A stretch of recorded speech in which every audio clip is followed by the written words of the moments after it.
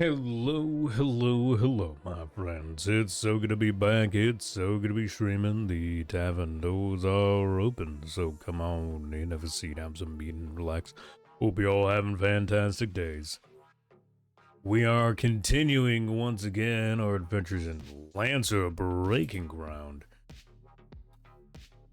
Today we are finishing up, well, we are getting back to the players' return to base and seeing what happens as their next adventure.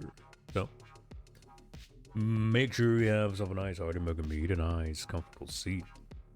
Without further ado, my name's Hippie, I'm your host, and welcome to the bridge. Ooh, what's up, ladies and gentlefolk? We are back again. Excited to be doing more shenanigans with our players. Go ahead and say hello to them, get things going, kicking ass, taking names. And, yeah, we'll have a good session. Hello, hello, hello, my friends, my intrepid mercenaries. Hello. Oh. Hello. Welcome to the Wizard Tower. Fireball. What is fireball? I feel like AP would be the type of wizard that would turn the DoorDash driver into a homunculus. Yeah, maybe.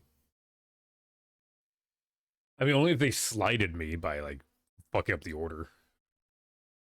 If they touched your food. Yeah, I mean, that's part of fucking up my order, Yeah. Yes. They took one turn slightly too sharp on the way in. I mean, that's whatever, you know, it's literally don't fuck with my food. Fuck with my food. Done. I guess lobotomization. But they do that themselves by working in food. Yeah, but now I've made it literal. Just cast testicular torsion. No. They can't service if they have testicular torsion. They can if they're lobotomized. Force them to work through the pain. No. Suffering, that is the best part of revenge. But I don't want revenge. I just want to inconvenience them. I'll magically swap their shoes around. Oh. I'm that kind of They wizard. can never get it on right. Just one of those like tiny sharp pebbles constantly in the heel of every shoe. Yeah, brand new ones. There's a pebble in it. There's a pebble in it. Yep. Anyways, hi, welcome to LANCER. Welcome back, guys. Good to have you. We have a Maury this week. Hell yeah. Yay. So we're gonna go ahead and go down the line here to introduce yourselves and the the usual, starting off with President. Please introduce yourself, who you playing, what you do, and yeah. Hi, I am Tessin. I flubbed that immediately. Hi, I'm Tessin. I'm a variety caster here on Twitch. Sometimes, occasionally, maybe. I'm playing Derek Giles. I am the wall. Fair. Yeah. That's my job. To be the wall. And sometimes mag clamp Gregor to my mech, sometimes. For safety. Something. Yeah. Safety.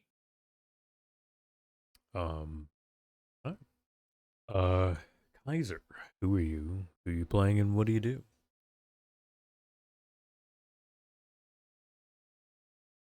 Yeah, there we go. Hey, I'm Sarcastic Kaiser. I'm playing Gregor Dullahan, the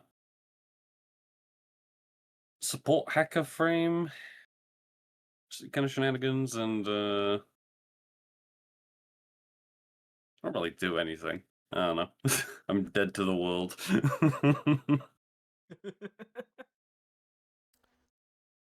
Fair. Thanks. Who are you? Who are you playing and what do you do? I am Lynx. I don't stream unlike these two, but I do play Sulf and Dren. I shoot things, reload, and fix things that need fixing. Fair. Last but certainly not least, Maury, who are you? Who are you playing and what do you do? I'm discovering that every day. Hi, Maury Hellcat. I haven't streamed in a while, but I plan to pretty soon. I just need to find the time. I'm playing Nima. I blow stuff up. And fuck. I was gonna say fuck hot muscular woman, but I'm also stumbling on my words, so I'm not that cool anymore. Much like you stumble around the hot muscular women, you stumble with them. I would. I just Trying to turned beat into, the allegations. I just turned into Courage the Cowardly Dog or something. I was like,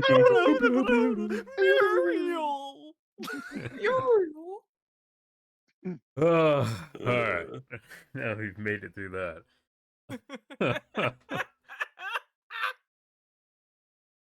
See y'all next week. Yep. Mhm. All right. So last week, you guys had you guys finished up a combat against the Hound-esque Code Bearer, who, after sustaining severe damage and removal of its weapon, did manage to escape. A choice was made through a series of events. Gregor Dolahan had access to a still functioning or intact pilot pod from one of the white blood cells. And with Frankenstein-esque ingenuity and a lot of electrical power, Gregor got to make a couple of choices. In the end, Gregor Dolahan chose to stay Gregor Dolahan, regaining his original form, no longer corrupted by the mechanical leprosy that was plaguing his form. He's returned to being simply Gregor the Super Soldier, the way you found him, the way you met him. Though potentially with a few to be learned side effects. But the four of you find yourselves resting a bit as you wait for the troop transports to return and to come and retrieve whatever small bits of researchable remains are there, as well as to simply give you a lift home.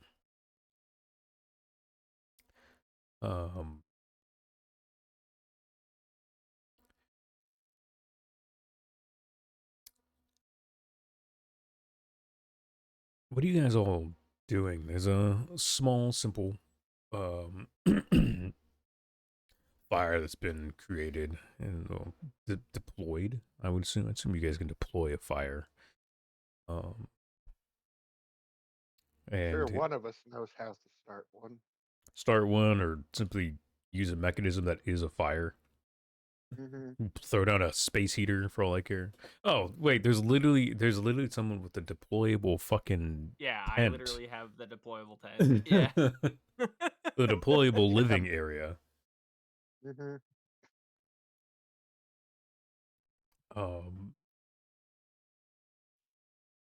I guess first of all, Gregor, how do you feel? The world is normal again, but also a little weird.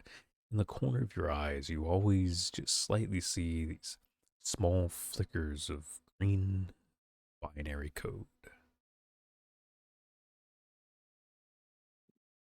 I feel like I need a smoke. I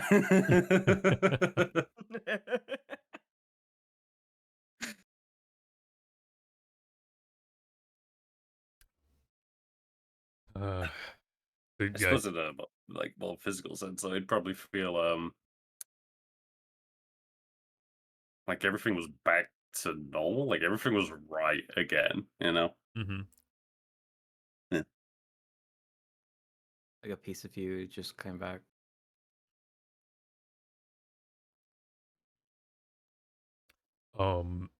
Yeah, you all, again, you did watch Gregor go through a very strange and concerning mixture of events. First of all, he grabbed electrical cables that were attached to a mech-sized energy rifle, which generally would kill just about anyone. Um, followed by Gregor's entire form becoming a massive gray, goopy nanomachines before Gregor, naked, was spewed from said goop. After which he collected himself and managed to turn chunks of the remaining goop on the ground into the clothing that he now wears.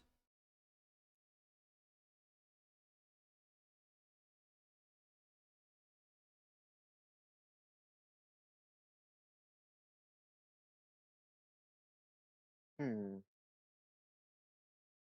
Goop. Goo. Well, Gregor, at least you're back to the way you were before. Well, I guess you got a more permanent hole in your chest.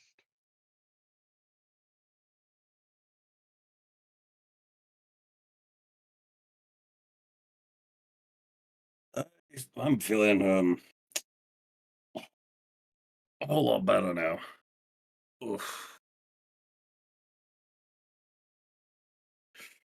Well, I don't think we need to give you any fucking coffee for a while. That's for goddamn sure.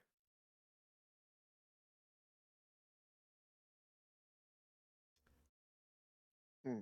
Well, I guess my main question would be, how are we going to get you more of your smokes, I suppose, since they seem important.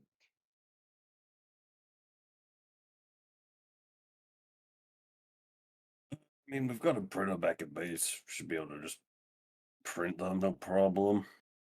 I still remember the list of ingredients needed in them, so as long as no one needs it for a little bit, it should be able to make a good backup supply of them, if nothing else. I'm sure McKay can pencil you in somewhere.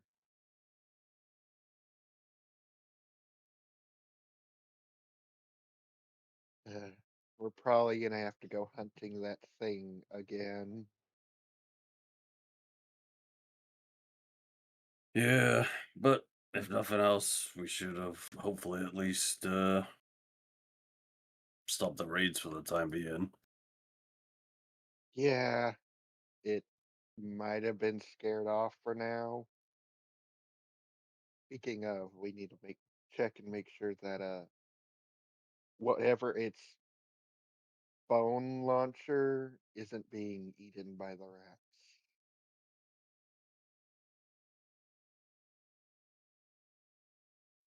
The more we can keep from them, the better.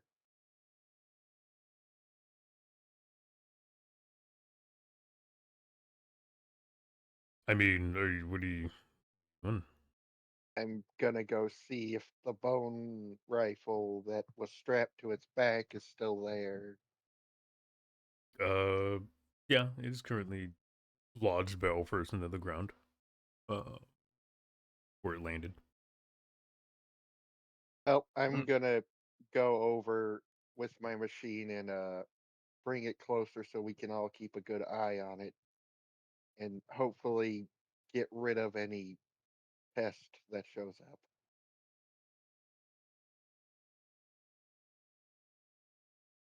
Sure.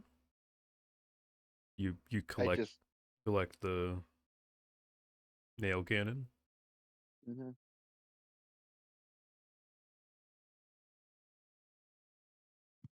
I go up to the bone rifle and I grab it like the BFG from Doom Eternal and rip it out. Mm. Oh lord. I mean, No, but I was gonna ask like what you did say bone rifle, right? it's a nail cannon, so it does essentially shoot just giant needles. You can associate them to bone or whatever, but yes, it does create them from a mixture of materials around and or nano machines to form the ammunitions. Yeah. It has no magazine. It simply forms it inside the barrel before firing.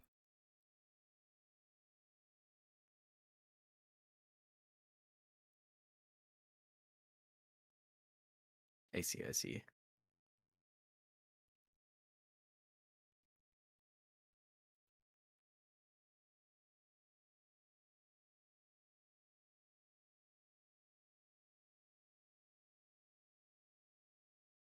Certainly one of their more interesting weapons, although the plasma throwers they all seem to use is certainly a Yeah. bit Yeah. scarier, even Similar though this seems to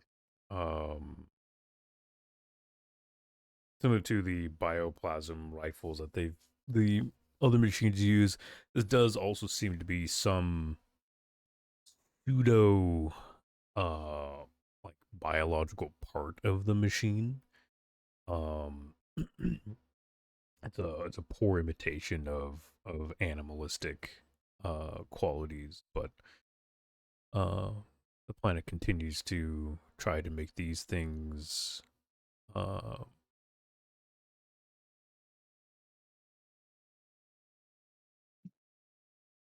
somewhat biological in nature, at least in their effects and assets.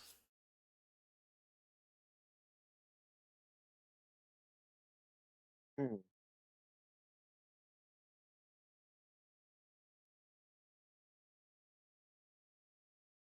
trying to simulate nature to the best of its ability, even though it's a machine. Hmm. Basically.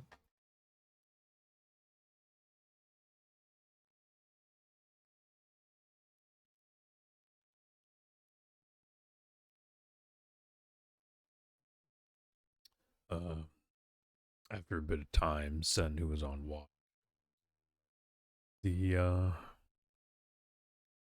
transports are here, and they're ready to pick up and head out, heading back to base. Anything anyone wants to do beforehand?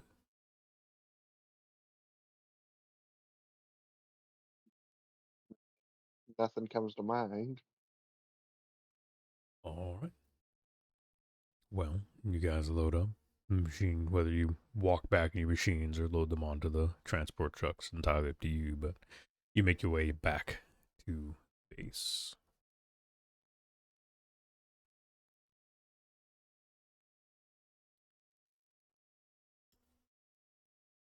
Yippee base. Beep, beep, Yippee! Hooray! yippee.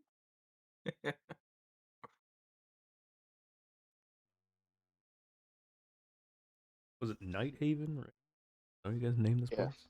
All right. I think so. Fort Night Haven is watches troops wave as you guys come back. Whether they're excited to have you back or simply, you know, waving you through, it's a mix. But as you all unload from your machines, uh, McKay comes up and giving a brief hug to Nima. What happened? Huh? I what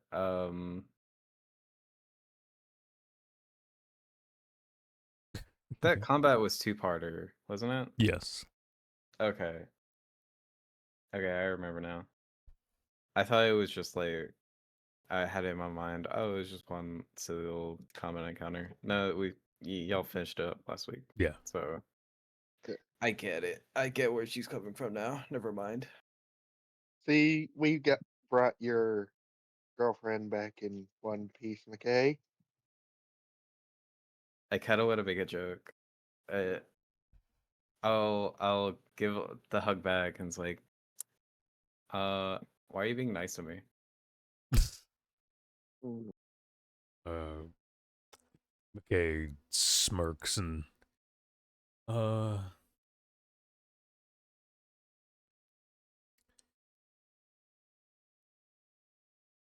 yeah, she'll smirk and like she'll punch you in the shoulder, playfully. Well, shit, it's almost like someone made me like them or something. You know, it's fine. Maybe I'll stop. See how it feels. Arca. Oh, please do. I think you broke my arm. Oh, please, you're not that soft.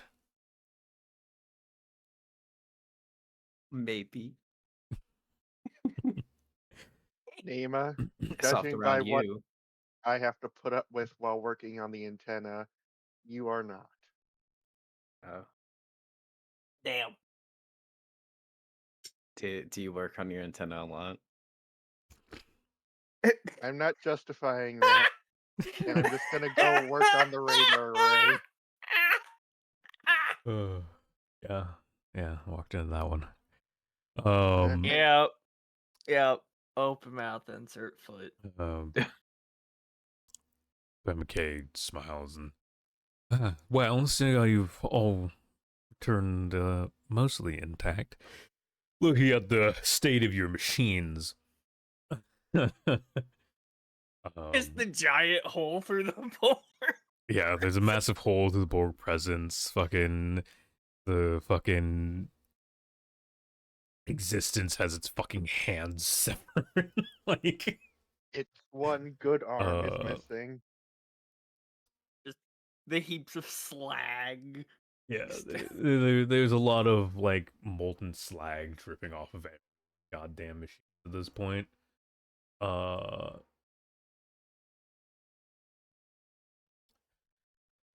well, we never expect these to be simple now, do we? It's good to have you all back alive in one piece. And, Gregor, you look better. She stares at your arm. Yeah, seems I've just got a handle of this little problem I was dealing with. Should be able to perform in tip-top shape now, at least.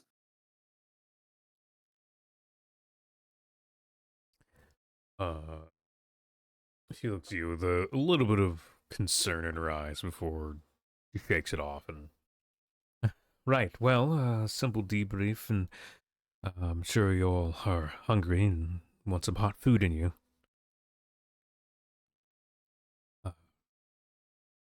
Turns towards the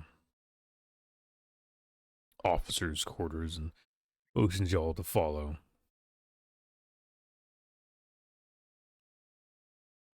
To the officers' quarters. Before I follow, I ask McKay, "Do you need me? I can start working on the array. I honestly would like to get it fixed sooner than later." I mean, sure, you could take a listen into the thing, but I mean, whether you start it now or later on in the week is going to affect the fact you're going to add a thing to the clock, so. Well, it's just he's a workaholic and wants it done to also fix some of his anxiety. Mm-hmm.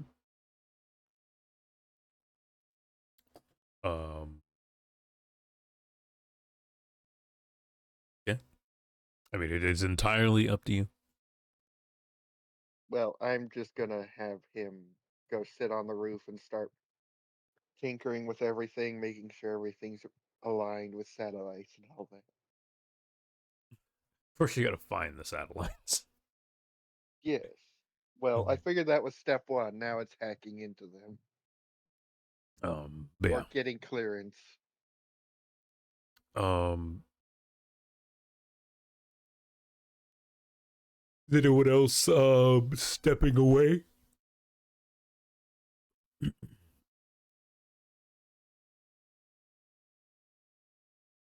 No, I'll follow along with McKay. Nim, I assume you're following, staring at her butt.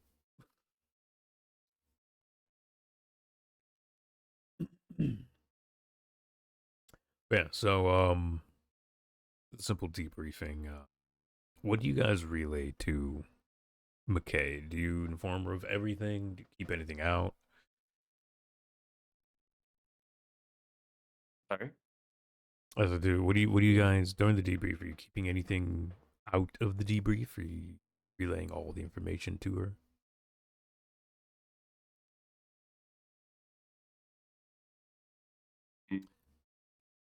I mean, I will debrief all the information I have, barring whatever the fuck happened with Gregor, because that was all in his head. He I got mean, he got to argue with his own voices. you watched it.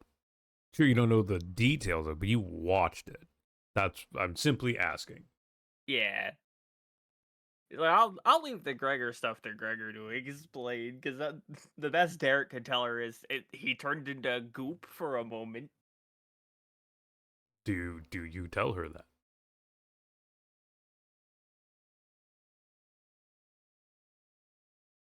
Do you out Gregor as a goof man or not? No, I'm not gonna. I'm not a goop man. I'm a No. I'm not gonna tell her Then about why Gregor's is goop moment. then why is your bed a flask, Gregor? Huh? Why Huh? is your bed a flask? Why What? do you sleep in a bottle? Your goop. Be goop. He's Right. calling you a liquid, Yeah. saying you sleep in a bottle. The fuck is he, a cat? But no, I'll give her all knows the where he information. plays. cat. Oh, it was that a fucking cat? Why there's a weird fucking cat outside? But no. Anyways, Yeah, no, it's like I'll debrief the information that I have from the results from that one, the results from that combat scan to the fucking code bearer getting away, and something about evolving, and general battle report. okay, no. With some concern is worried. The annotations that the code bearer plans to return. That it's possible for it to evolve, as it is said.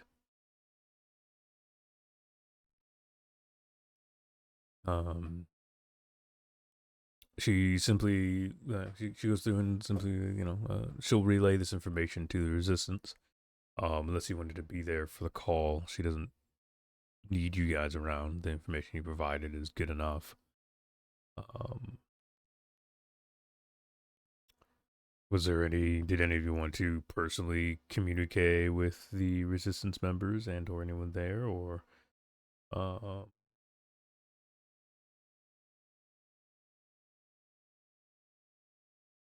do you want to all go do your own things?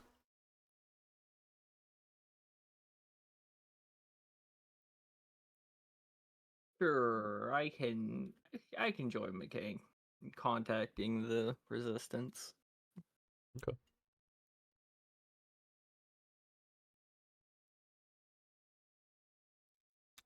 Anyone else sticking around, or is everyone do things?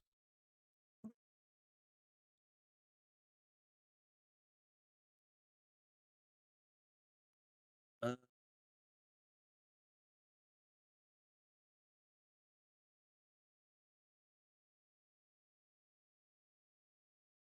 I don't have anything in particular on my mind. Yeah, like, Okay.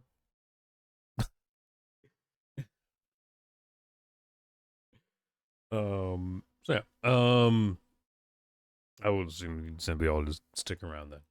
After a short bit, McKay does calm over to the resistance. It is answered by Mason, who he looks tired. He looks pretty worn out.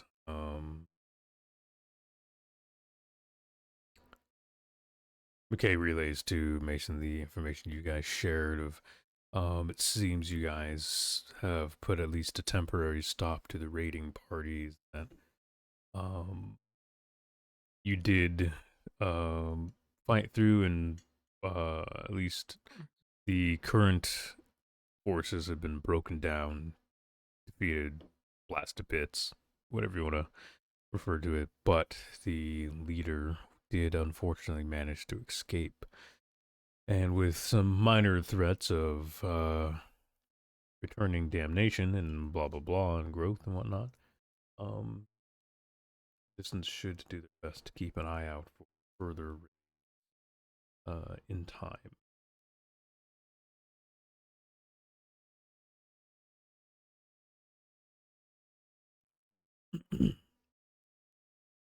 Mason nods and understands.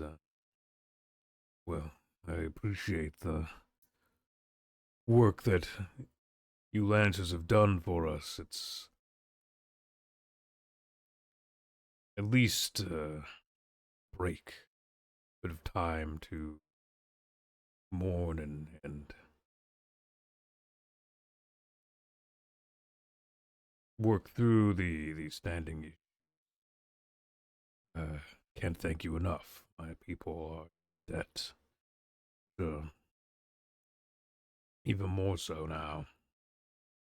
I know you chose to stay here. You chose to risk your lives for the planet and for us, but there will never be enough thank yous for every little thing you do. We appreciate it. Has, Stanford been behaving himself? I haven't had the time to communicate with him recently. Worry about the boy. Bullheaded, much like his father.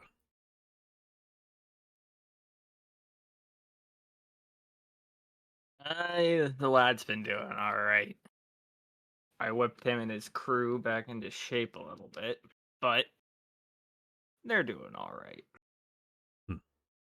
Good. These kids, they grew up in hard times, but they're still kids. They deserve some peace in their days, but they'll have to fight for it. They'll have to earn it.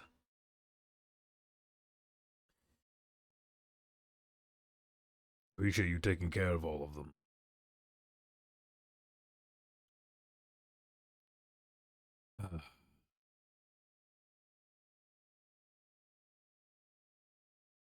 Right. Well, I'd hand you off to Jabiri, but he's away right now. Trying to get get some information and details on the remaining Blackguard forces. He's been gone for a week now, but we'll see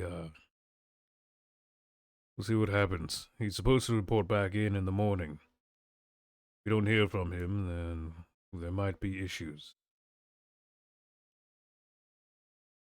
I'll keep you informed.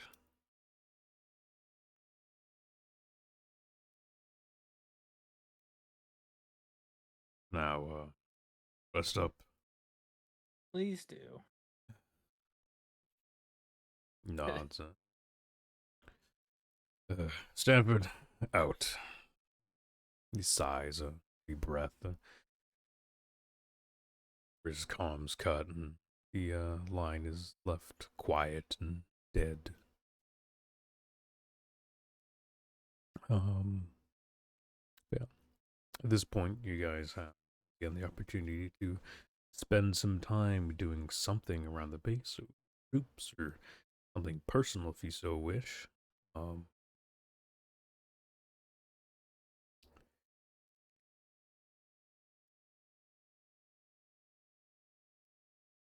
is there anything anyone is looking to get done or progress or any of the sort?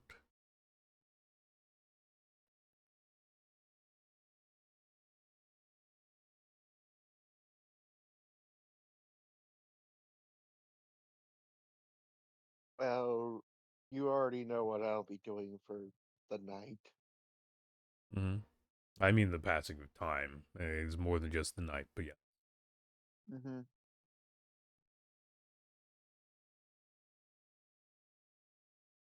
Mm,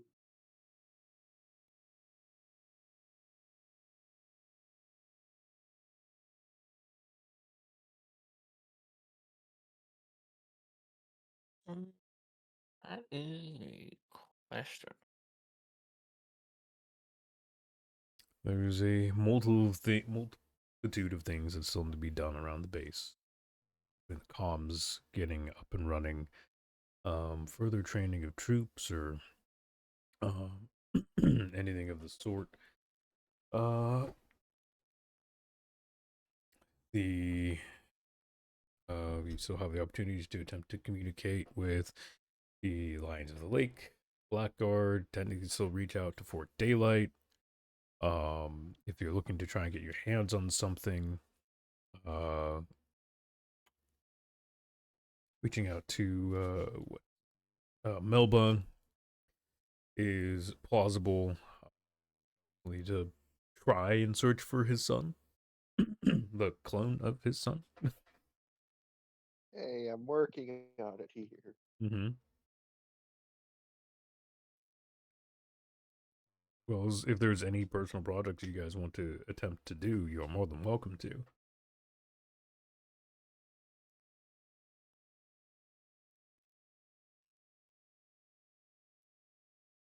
Um,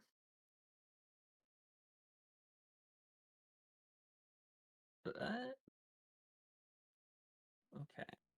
Well, Mm-hmm. I was debating potentially trying to check in because the main city that we came from, that's how many days out? Um, it's probably I mean, without like a proper transfer vehicle, it's a good week. Yeah, it's a good week trip without any like ships or transports.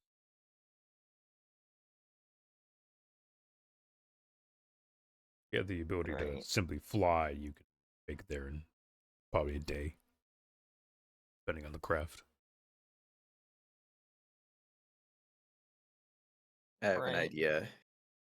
Oh Lord. Mm-hmm.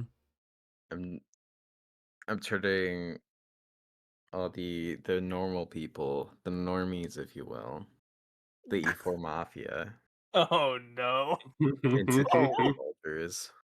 The oh, what? brother. Super soldiers? Oh, God. He wants to train the E4 Mafia. Hey, unfortunately, So, you don't have an E4 Mafia. they kind of left. Uh, no, we left. yeah, I you thought guys though. I thought some of the members of E4 Mafia came to us or something. Or no? Technically, McKay is a member, but like she's an Okay. officer. She's not an E4. Right. I mean, yes, there are generic troops. Some of them probably came from that area, but there is about 20 generic soldiers. Yes. All right. I'm not gonna do like the whole thing of injecting them with like some serum and then turn them into like me or Kaiser's character. But I am going to spend my time giving them the rundown so we can Rundown. better prepare Oh, no. ourselves with the emerging threat, you know. The rundown of what? Making them run laps, do push-ups. Okay, so she's running training this time. Okay, so Yeah. you're simply you're attempting to train troops. Okay. Yeah. Cool. Sounds good. Gals, was there something you were saying you wanted to do? I was potentially going to take a. I was potentially going to take my time to make the trip to the main city just to scout out the current general landscape and how things were there, because I don't think any of us have actually looked in on that situation in a while. Yeah. You're And on top correct. of that, slim chances it may be, there's also the chance I, could fucking find that clone bumbling his way through the goddamn streets. As slim a chance as that is. But a slim chance is still a chance. Yeah. So. I mean, is that what you want to do? Yeah, I think that's what I'll commit to Okay. time. What are you taking with you? I mean, I'm definitely taking my weaponry this time. That's not. Yeah, that's not going without me. Mm-hmm. Or mostly it'll probably stay some kind of holstered, but the point of having it after the definitely not Conte incident. Mm-hmm.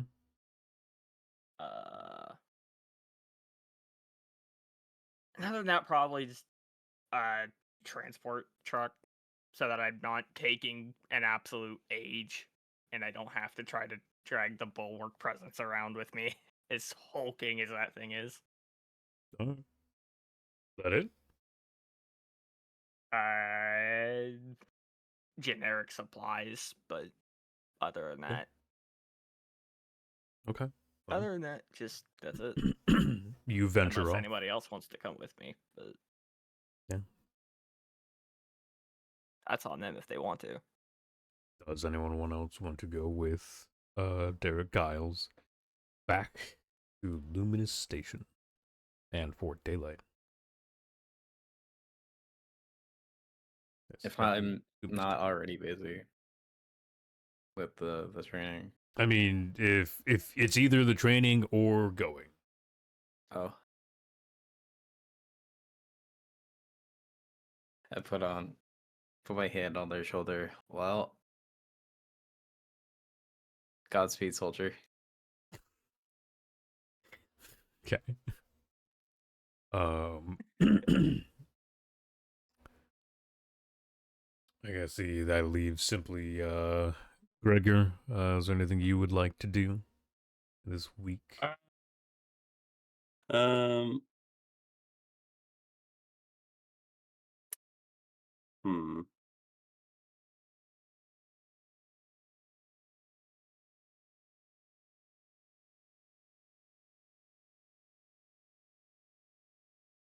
So what was it? Sulfan's working on the radar? Yep. Radio radar thing? Yeah. Yep, working on the comm system.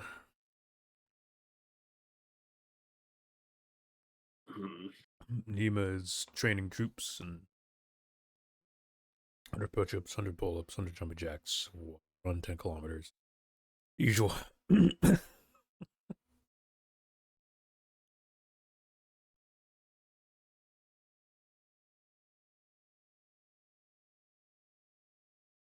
Suppose in that case, probably see about trying to gather info on Blackguard and their presence on the planet, since that's probably who we're gonna butt heads with in assistance with to assist the resistance and whatnot. If they're gonna continue being assholes and whatnot, you know. Yeah.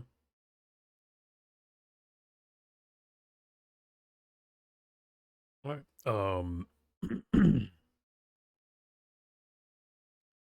Yeah. So, you'll start with the simplest of them. Nima, you're taking this time to train the troops and get them to a better physical conditioning than their current standings. Apologies. Ugh, don't come through.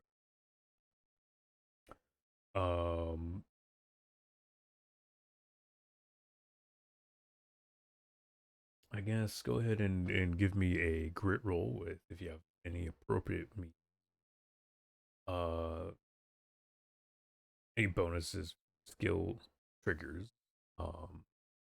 Otherwise a simple grit roll will determine how well that goes.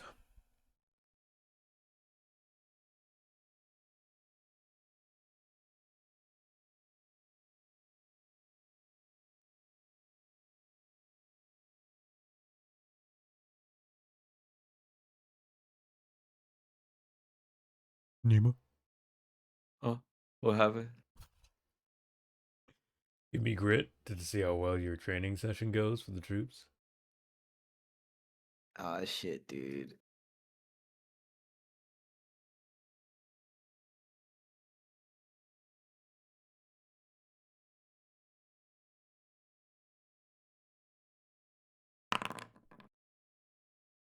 All right. So what do you do over the span of time with these training these troops? Um,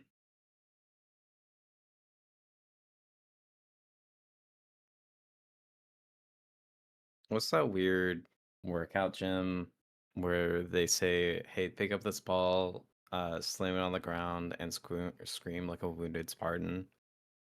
No fucking idea. Okay. I don't know what you're talking about. Nima's Uh, obscure references continue. I I guess it is. Um, I'll push them to their absolute limit with the normal kind of stuff, and tell them like this is basic. I'm making sure I'm putting you through this ringer so it becomes easier, and then we'll get on to the harder stuff, um, which is like hanging upside down and reassembling a gun, um, or real Jedi kind of workouts, you know. Lift this X-wing. Lift this boulder. Well, I mean, I don't know too much about the Lancer world and like the abilities of a super soldier, but like, could they pick up an X-wing size I mean, that is carrier? literally up to you. Okay, This is 15,000 years in the future of modern day. Um, it's I'm just your curious about. character. What kind of Okay, super soldier are you? I was just curious about like random limitations because you'd still need to be in a Lancer technically, right? You can't just I run around. mean, I can go look at Derek Giles' Bond ability to literally punch through any wall, stop a mech from crushing him, or lift anything Oh, As nice. a pilot, as a pilot. I was gonna say it's like I literally have the ability to toss a mech if I absolutely need to. Right? Like the feasibility of you as a person is technically whatever you think your character should be able to do. Okay. and Uh, Shin Shimano does not sell people. yeah, because like as a reference, like so you and Gregor are both super soldiers. I don't think Gregor is insanely strong, but Gregor also currently technically can't die. Yeah. Oh, yeah. It's because he is a shapeshifter, basically. Nanomachines, son. Right? Look, I could probably bulk up, you know. Yeah, probably. I bet probably just If you dig quit them around in the ground cigarettes, a little bit. but Don't. it seems like you need them. Don't quit. Right, go. Don't Yeah, quit. don't quit smoking, Gregor. If he quit, we get a slime. Okay. A slime? You don't know what giant you slime. don't know what you get if he quits. That's for sure. Probably Lynx is just really into slimes right now. I don't know why. I'm watching a Right little bit of now, reincarnated as a slime. how about I just like slime? And besides, Oh, Greg, you're Um, goo man. Yeah. Besides, you can just be whatever kind of super soldier you want, Morphy. Okay. are you just a serum soldier? Sure, if you want to be. Are you, mechanically enhanced? Sure, if you want to be. Do you have a fucking rocket arm? Sure, if you want to. I don't know. At the end of the day, Man, you're you. Lancer's so cool. I know. Do you want to have been specifically bred and trained for this? Do you want to get bread? I love bread. I love bread. Goes to the store, buys a loaf of bread, comes home. McCabe reads her. Anyways. Anyway. Moving No, on. it's just during the action of I'm just eating bread. Oh, God. Man, this sourdough fucking slaps. That's good sourdough. Good sourdough. That's good toast. Anyway, Nima, what kind of super soldier do you envision yourself to be? Oh yeah. Are you? The kind that they thought splicing animals with human DNA would gain them the advantage, Ooh. which it has. We love But they also have terraforming weird Mars. tendencies. Terraforming Mars. Yeah, terraformers, great. Absolutely love that. I Okay, haven't seen so terraformers. I know there's like a cockroach creature. Yeah, weird murder cockroach. The manga's way better Oh, than yeah, the- the cockroaches. yeah. The you manga's are super good. The rest of it can be Nightmare ignored. fuel. genetic super soldier experiment. Yeah. What are you spliced with? You don't have to That give is me a like an exact name, but a general like category. Canine, feline, avian, bug, lizard. reptilian. The feline. So like just agility things. Okay. Agility, Uh, flexibility, sneak, stuff Well, like that. Also just generally I don't know, pumped full of super genes, so they're just stronger, you know? Levi's, Levi. indestructible. Yeah. Go forth, gene stealer. Ooh, my pants! Oh, No! Yeah, Apparently successfully stolen. yeah, I have 3 hearts and 5 stomachs. Hell yeah! Hell yeah! Oh, I don't know how you got that from felines, but hell yeah. They just kept putting things in. They don't really Just know. kept Hey. putting things in. They just kept going. I don't Yeah. know, all this extra space might as well fill it with something, you know? I mean, A couple gene seeds, you know? while we're here, do you have any feline, like visual aesthetic? Like I'm not saying, yeah, are you we're going- a furry? We're going back to session 0. No, I mean, yeah, you haven't like Nima, like, you never really explained what Nima has been. This is the deepest we've been so far. So, We've Cactus. never Did explained. I not? No. They got ears and a tail. I don't know. I want to say retractable claws and stuff like that, but like at the same time, are the hands gonna look like paws? I mean, that's entirely up to you. I would assume it's like Black Cat stuff, just sharp nails. Oh yeah. I'd like that. you could also just Wolverine. Yeah, you Wolverine the shit out of it. Like, Rude. That's It's just bone. Yeah, that sounds cool. Um, but yeah, that's a fun idea. So I go through the training with the soldiers, Mm-hmm. you know, running laps, pumping weights, pumping iron, whatever. Mhm. And then a random yoga session, and I'm doing like pretzel shit because of my my feline flexibility. Yeah, you're an extreme But they can't do that. contortionist. Yeah. I turned into a contortionist. Um, Yes, cats have no bone. or they just have softer bones. Um, Ori is which is just a how liquid. yeah, which is how cats can get under your doorway. Mm-hmm. Yep, if their head can fit, so can the rest of them. It's so weird but cool. Um, I mean, it makes sense for the skull to be the toughest part, but that doesn't mean the rest of you has to be gelatin. yeah. Don't worry about it. Um, other than that, and the characteristics of Nima, um, they did get like a little cyborg bit in their arm because they thought it'd be cool to have a gun in their arm. Okay. Hmm. I presume Um, that was one of your aftermarket modifications, Neela. oh yeah. Hmm. You think the people that made me wanted this? No, I thought it was cool. This was all you. Okay. Um. Yeah. I mean, you go through training, and soldiers do their best to keep up. It is definitely hard on a chunk of them. A lot of them kind of give up partway through the week, but there's a couple of them that stick to it who uh they struggle.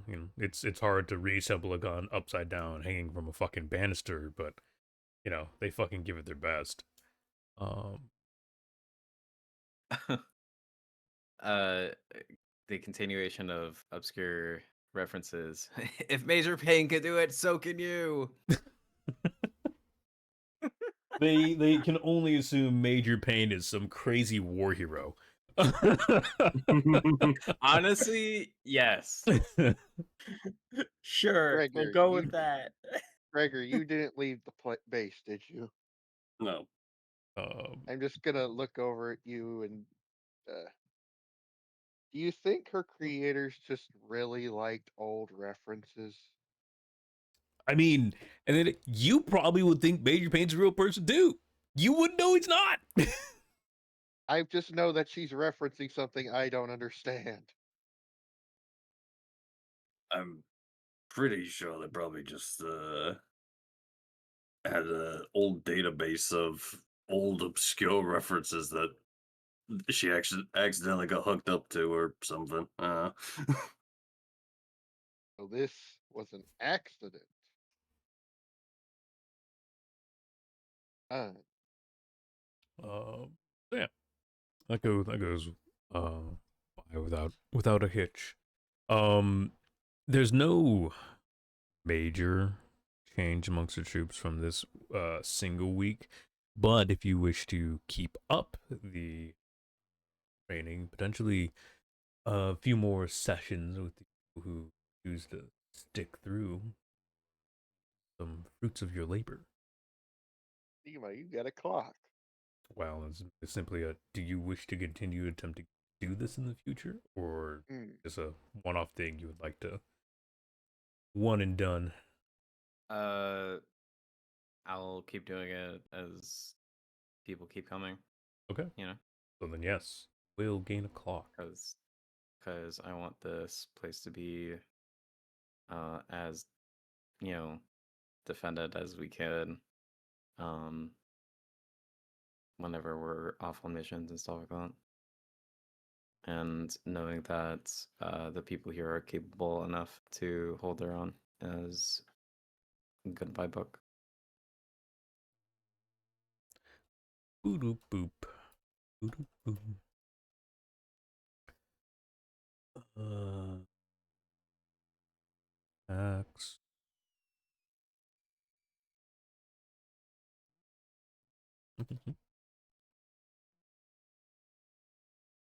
Cool. And if you look at your sheets, I've blocked your sheet with 4 ticks that need to be completed. You'll need to do this 3 more total times. You succeeded the first time.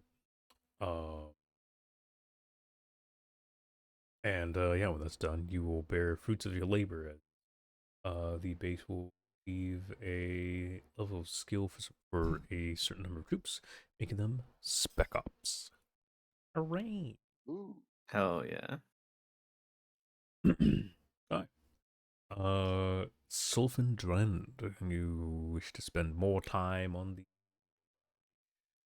communique. Yes. Alright, give me a simple crit roll to determine how well you do on this. If you have anything to apply to said roll, feel free to roll that. Would hacker fix or inventor create be better?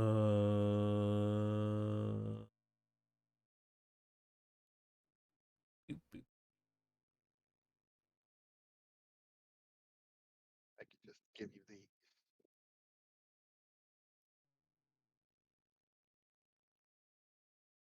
It'd probably be hacker fix. Okay. And either one, you could roll either one. Totally have an issue with anything. Huh. You do succeed. I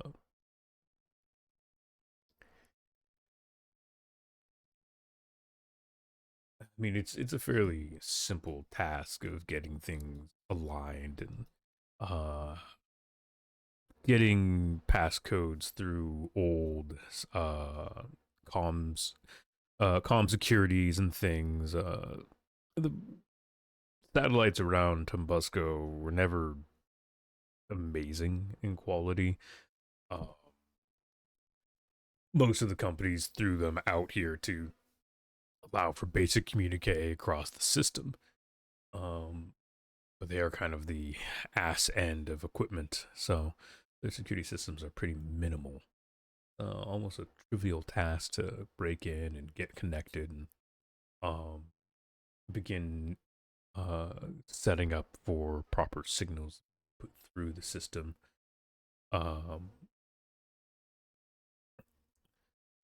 The only thing you need to finish doing now is making sure that your system links up properly, that you have you input proper command codes through your system that allows your backend bootleg to run without any security procs from any of the satellites overhead.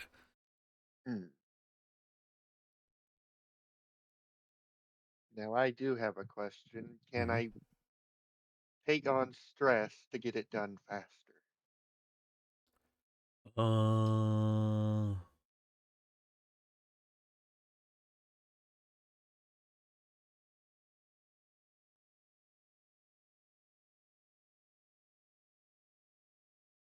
sure.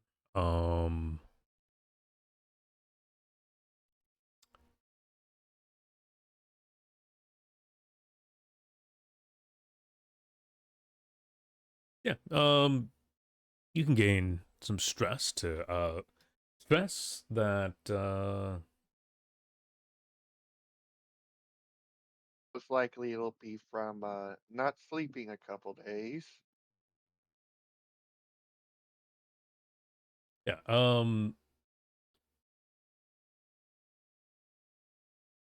How many days do you not sleep?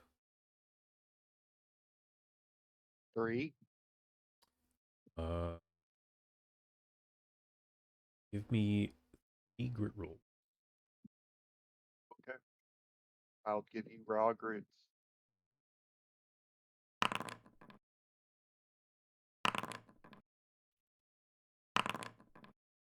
Hey, a number that's not 20. Alright,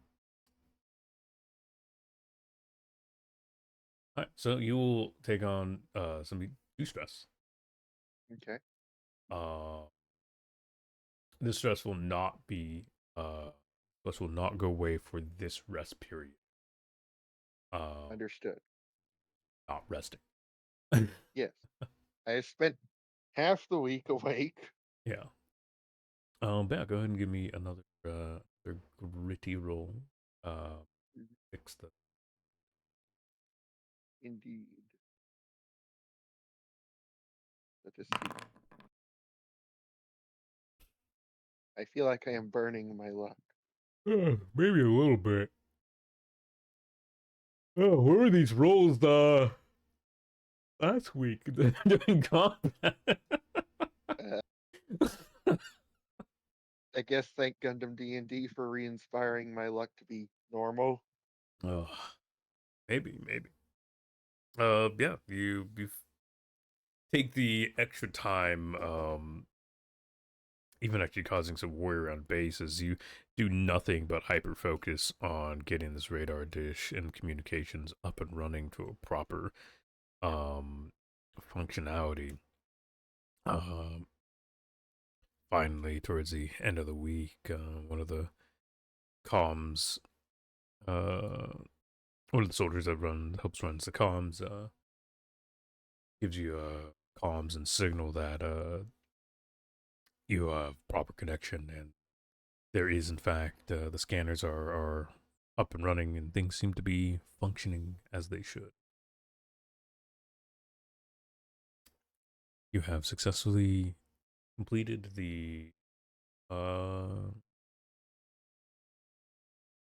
Radar claw. putting together radar and comms to an efficient military degree. Good. Will allow for interplanetary communications as well as potentially communications to places and things outside of the atmosphere. Sounds good. Need sleep before continuing idea. I'm going to go get the 2 Chucklefucks that stayed on base.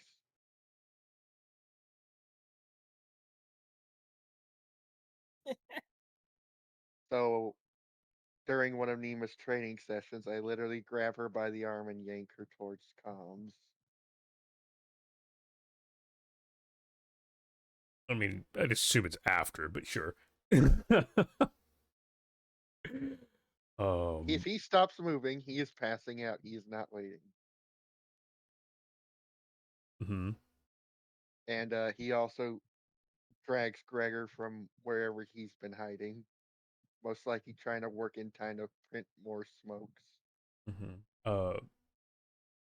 We will get to that after we finish things.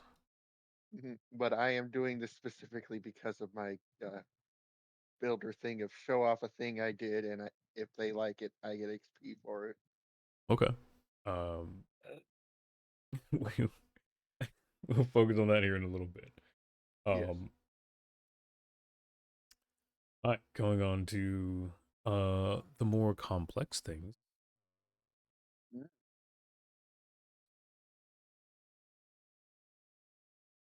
Right. This should also help Derek because Gregor, how are you going about your shenanigans?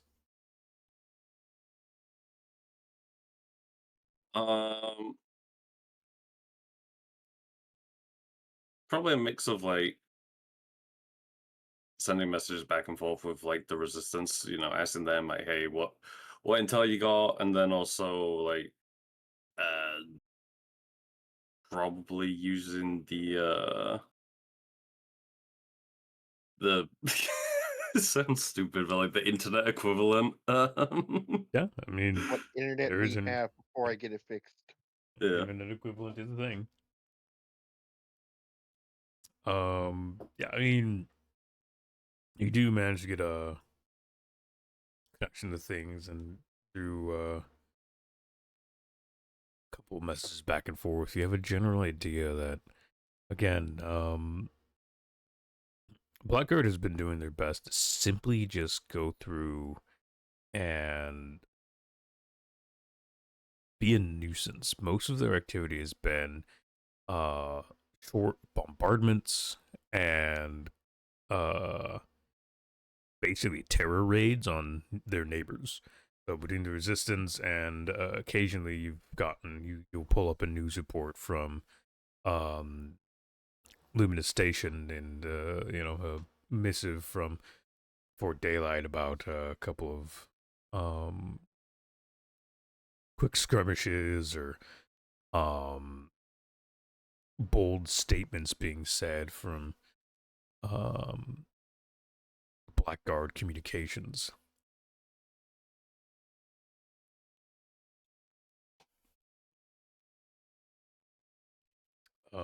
The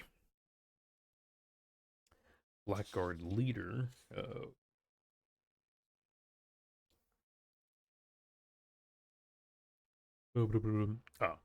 Dominus Rex Cadigan, has made a point of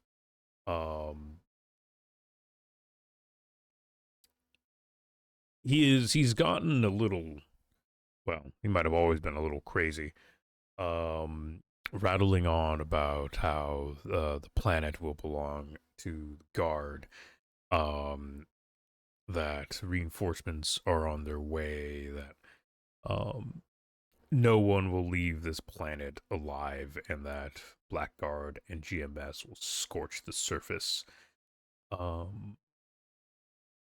That the planet itself will crack and burn and break, and anyone who's found in the way of this duty will join the planet in its death.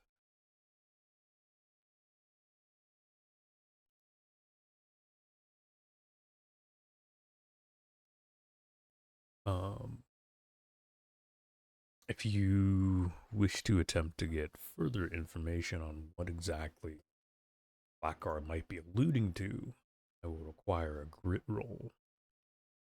See if you can either hack into communications or find a means to get deeper into the news reports or even military comms for the details.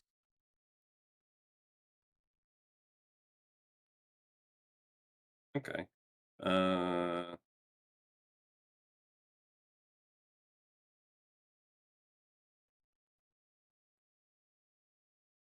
Yeah, I guess just a flat grit then, or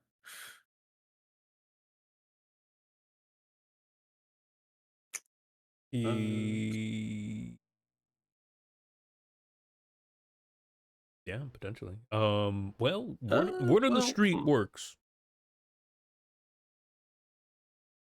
you know, yeah. Well, do the old wood on the street, and well, 11. It's it's something. Okay.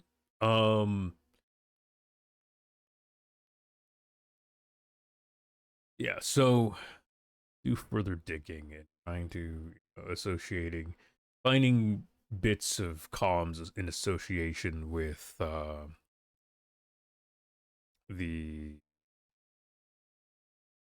happenings of the planet. Also with recent understanding that you are more connected to machines than you ever have been in the past. You following, as you search and begin to connect the dots, more and more commonly find traces of the code guiding you to information, past firewalls, through securities that normally you probably wouldn't be able to work your way through. Between that and Gelred's ability to process systems quickly, you find yourself mixed in with communications through GMS forces. There's something going on. They're referring to They are obviously in a blockade stance around the system, but it's not to keep anyone in or out at the end of the day. That is simply a secondary action. They've been bringing in work crews. Something large is being made, referring to it as some sort of propulsion system.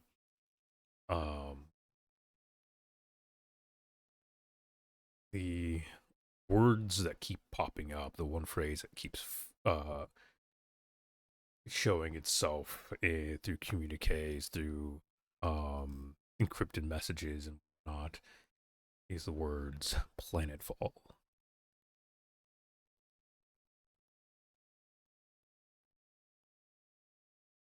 It seems GMS is preparing for some sort of invasion.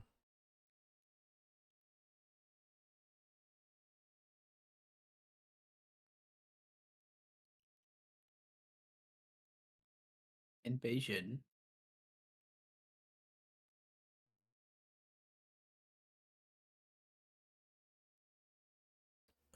Well, I mean, between one of their fleet officers, essentially fucking royalty, being executed on a space station in the middle of fuck all nowhere, and other problems coming up.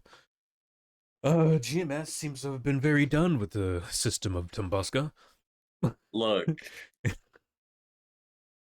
that other thing isn't anything to do with us, okay? You're right. It's nothing to do with you. Consequences of one's actions. Hey, even then, Zeke wasn't involved with that. Yeah, I know. That's why I said it had nothing to do with you. Distinctly, it was Wings character who shot the man.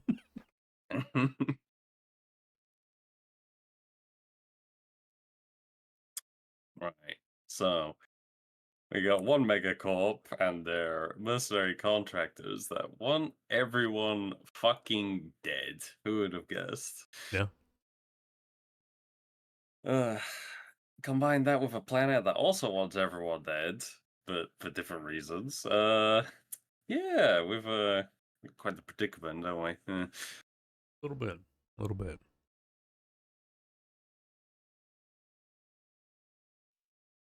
I'd at least be compiling all this information, so it'd be more easily shareable with everyone else, so we can try and figure out, Yeah, our plan of action.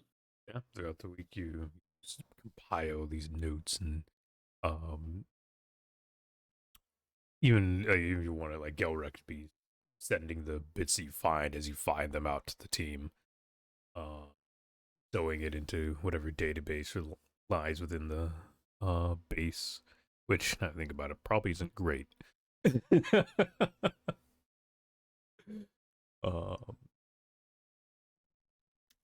Yeah, you spend your time doing.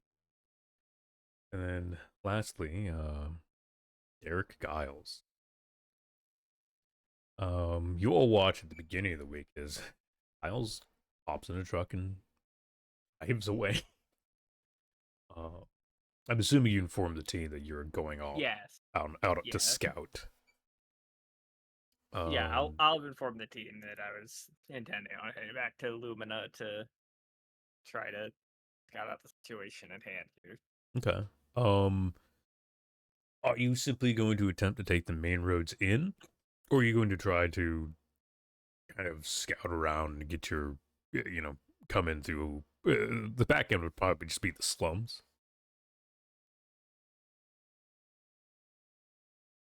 I think I'll try to.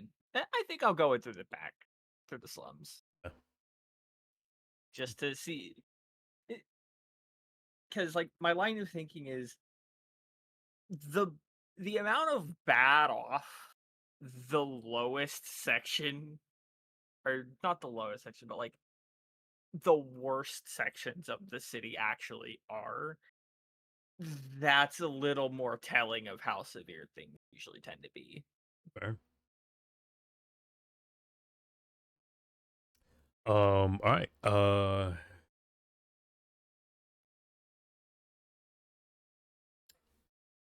I'm going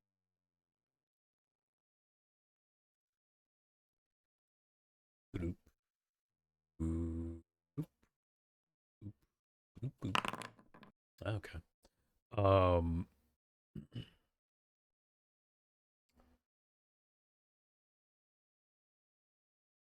Even from the edges of the desert, you can see things are off. Um, you can already see the scorched marks of war. Parts of the desert where it's been glassed by super, probably the bioplasm of the white blood cells. You can see large artillery strikes have pounded like cavernous holes into the ground. Um, you can see where sand shifts into metal plate, where uh, you're not sure if maybe it's the planet repairing scars that have blasted into it, or if it's simply the sand was so pounded in nothingness that it reveals the lower surface. But it is a veritable no man's desert used to be. You can kind of pick out small bits of scorched grass and things. The planet's poles shifted, changed the growth patterns. Sun hit the planet, but most of it's been scorched and ruined. See off in the distance that sight of uh, uh, the luminous station and Fort Daylight under its shadow. Um, you can see trenches dug out around the city. Uh, the concern is not that the trenches are attempting to hold anything out. The fact that there is a set of trenches that are also seem to be holding something in.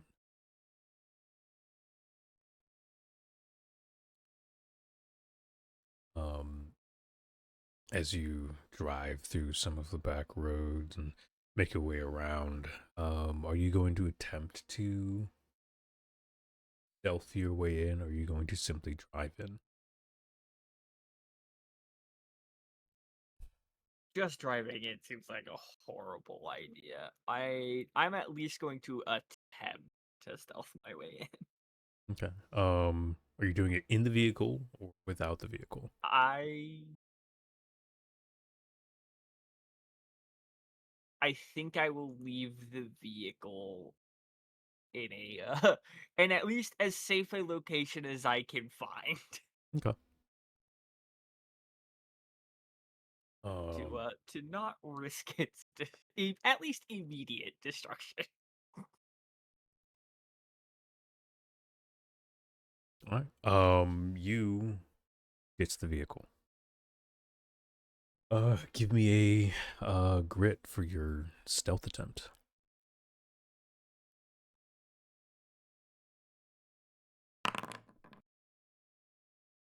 Okay.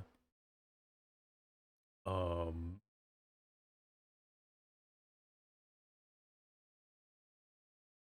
you do your best to hide amongst the dunes and the sand as you move forward. Um,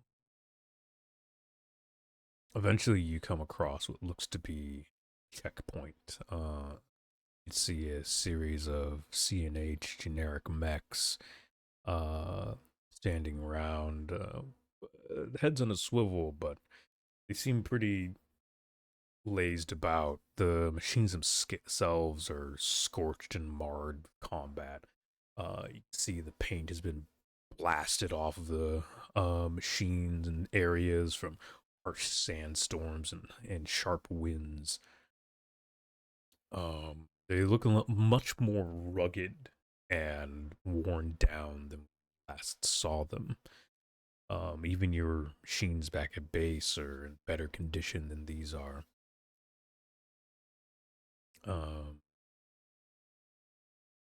As you approach, you've made your way within probably 100 yards.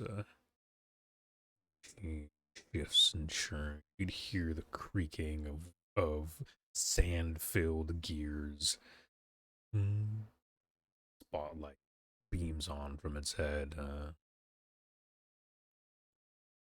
Halt.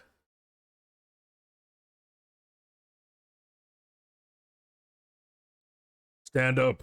Reveal yourself.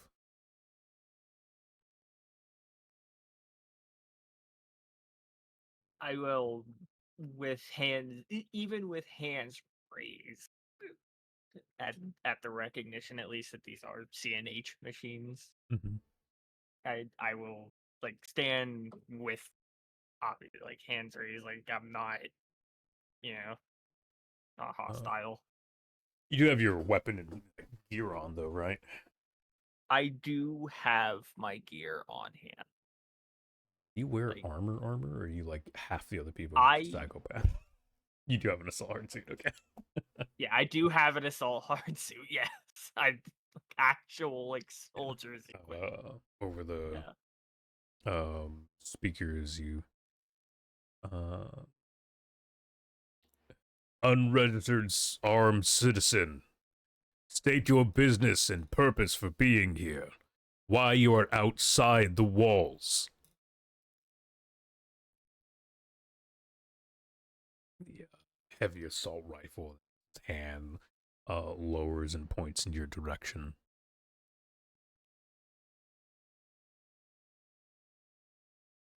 Like I'm just a Lancer. Call sign Dragon, formerly contracted with your company.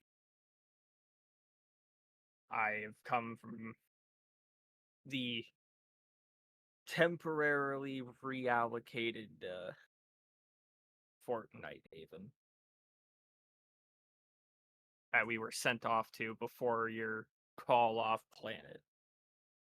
Machine turns towards one of the other mechs in the back. Seems to be marked with markings of what makes out to be a sergeant. Shifts and stands and moves towards the front. Sir, they're claiming to be a Lancer. Seems their contract ended with CNH.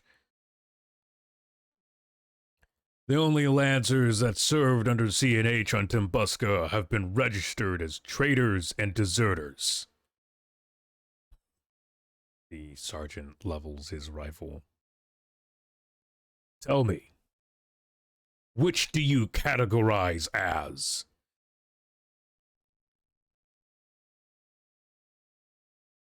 Considering we are currently housing and maintaining the security of several of your troops, I would imagine either. I have no malicious intent. Although I suppose categorically your company would have likely listed it as a desertion. Yes, at this point in time, you would understand that Derek's poll let you go. That doesn't mean the company was okay with it.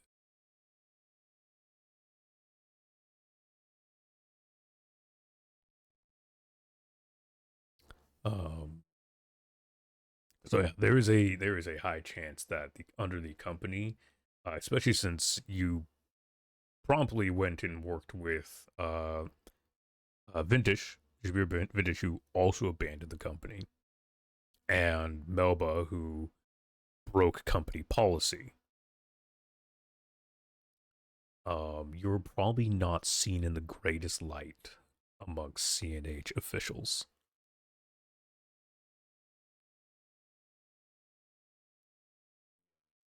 Sergeant's machine shifts. You can see he thinks for a moment.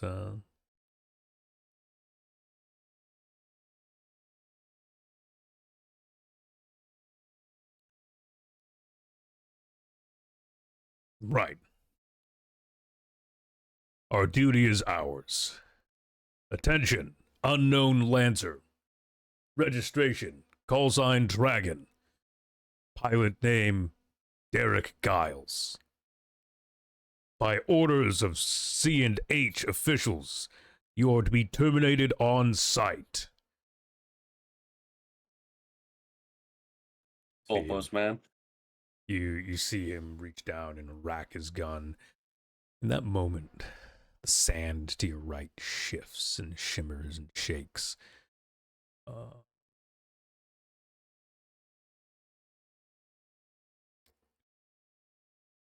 The comms, you simply hear, Sir, contact, signal.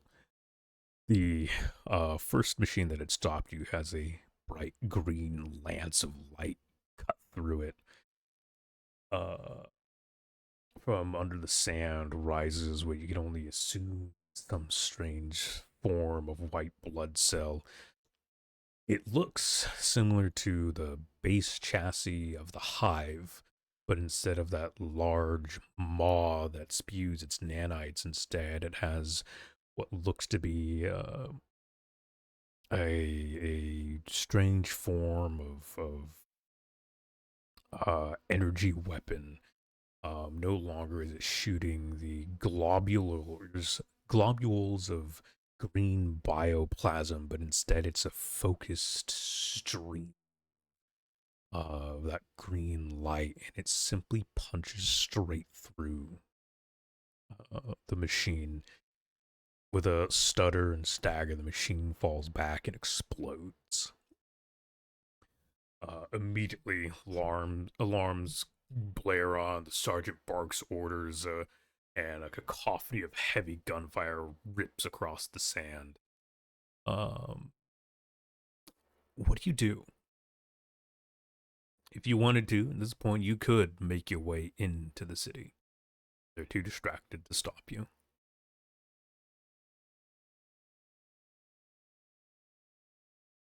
I will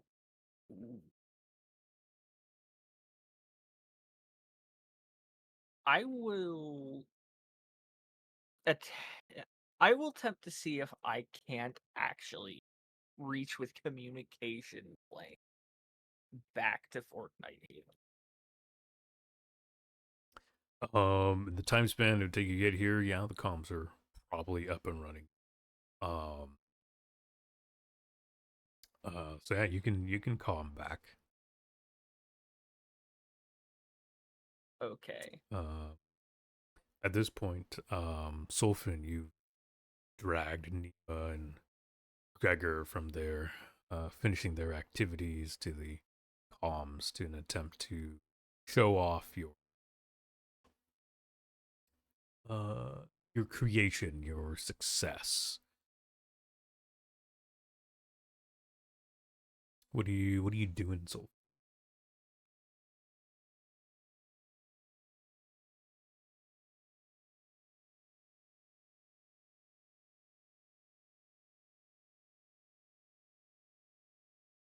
Links.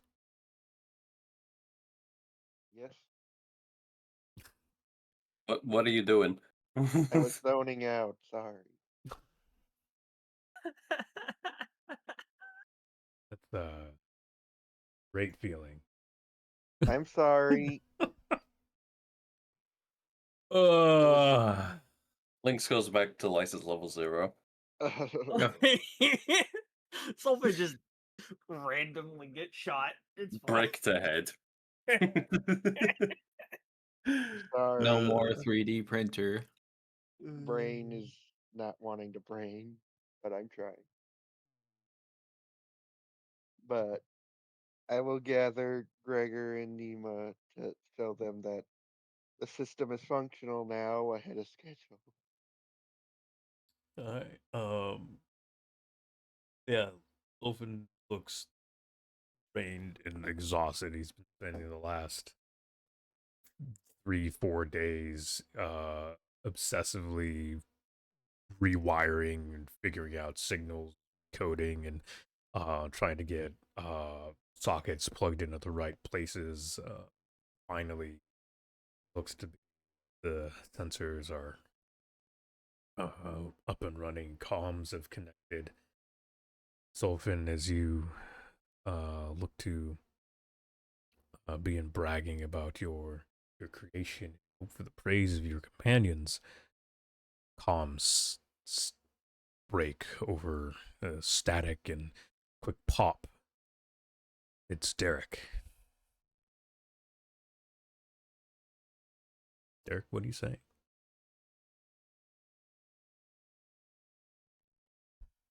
This situation. I'm close by to. Sorry, You- I'm close by to Sylphin, right? Yes, both you and Gregor were dragged in. Okay. Mhm. I pat their head and ruffle their hair. Good job.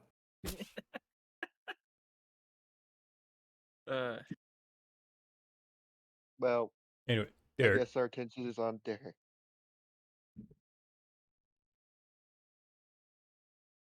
Dear Rick. Night Nighthaven, this is a fucking red alarm. Shit is fucked. Lumina Station is active in all of the wrong ways. And you'll just see the video feed sent over from the just plasma lance. From what I could tell, just blast through the CNH machine. What? When terminal. Do we have color coordinated warnings and whatnot, or is he just saying random bullshit to sound important? I don't fucking know. You guys haven't set anything up, but I'm sure old ISPN. Old ISPN, baby. Old Look, ISPN. Either way, it's open. It's the opener. What's shit's fucked. You said code red, didn't you? Or code? I believe I did. You Yeah. did. I did. Yeah, Yeah. I believe Gregor. I believe that's like a general term. It doesn't. We don't have to certainly set it up, but yeah, code red is bad. It's just. Like really bad. Oh. Yeah. Like foobar bad. I mean, It's like just you the say this as you video watch character, quadruped white blood cell, essentially artillery piece, fire point blank into a machine and annihilate it immediately. Those might be bad, Immediately you begin hearing through bootleg comms the call signs of CNH machines beginning to mobilize. Another assault has begun. Derek.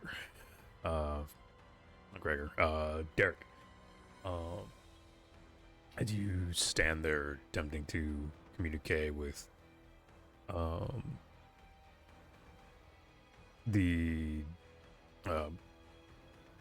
with base. You what are you doing? Are you moving into the city, or are you attempting to leave? I am attempting to move inward. I'll attempt. Okay. Again, Yep, exactly. no one is really paying attention to you moving in. You do spot a couple of foot soldiers bringing up heavy weapons or mounting positions. They stare at you for a moment, but they don't have time to register to shoot you or not. As another streak of bright green plasma light streaks from further off in the distance, cutting through another machine, plastering the high walls of Fort Daylight.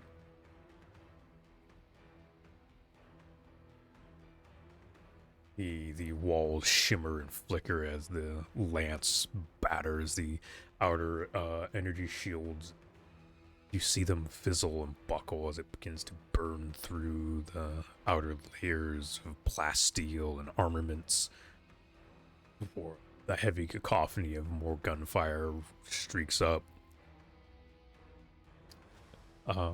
This would be of great concern normally, but something a little more concerning lies in front of you, as from the streets you see something familiar yet different.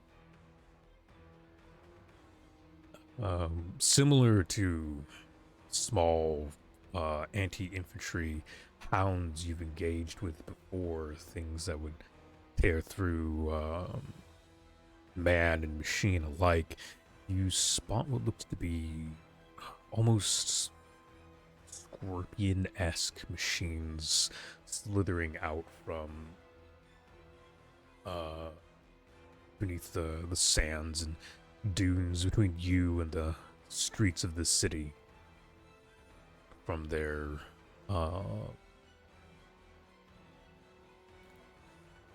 stinger-like protrusions up their backs, small laser fire streaks out, begins to pepper and impact into entrenched troops. They're quick and nimble, even faster than the hounds, though they seem to lack the climbing capabilities.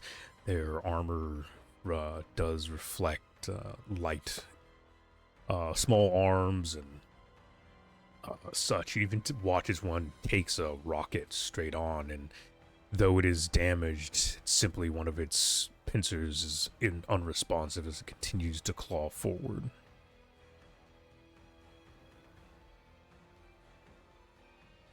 Things seem to pay little to no mind to you as the skirmish proceeds and you make your way into Luminous Station, or the slums of Luminous Station.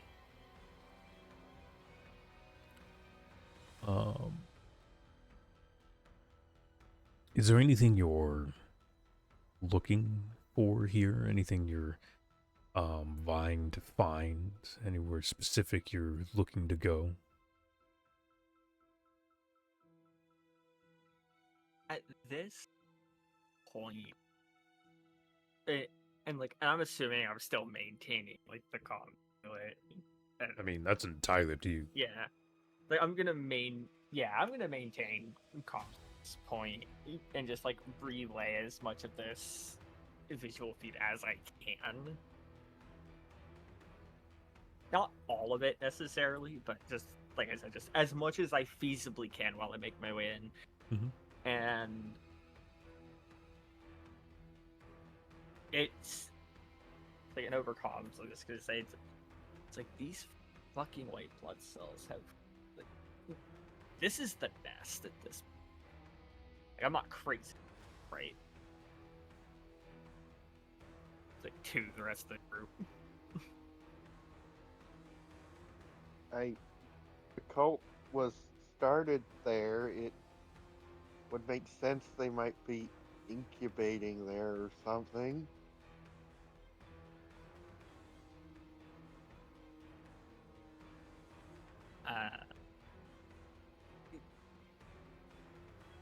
I thought exactly, and I'm gonna try my best to, as best as I can, navigate in the newly war-torn environment here. I'm gonna try to make my way back towards the rough area of where we first encountered the evanescing gap.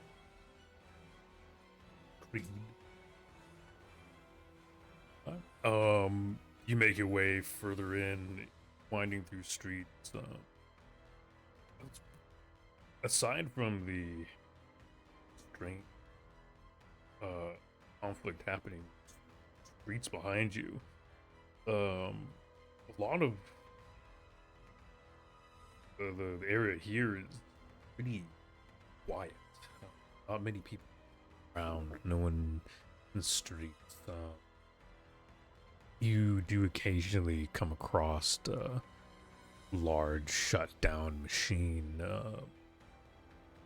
whether through their own actions or through combat. A series of CNH armaments are spewing around in different forms of inactivity and You do occasionally see the battered frames or potentially slumbering forms of white blood cells.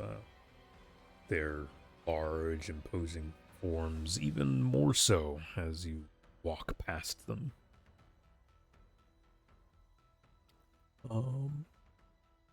It isn't until you get further into the city that you finally start to notice real change, where once there was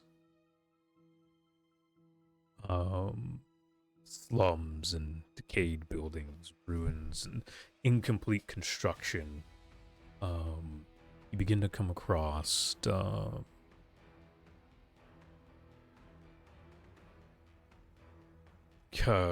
cold metal spires is the best way to describe them.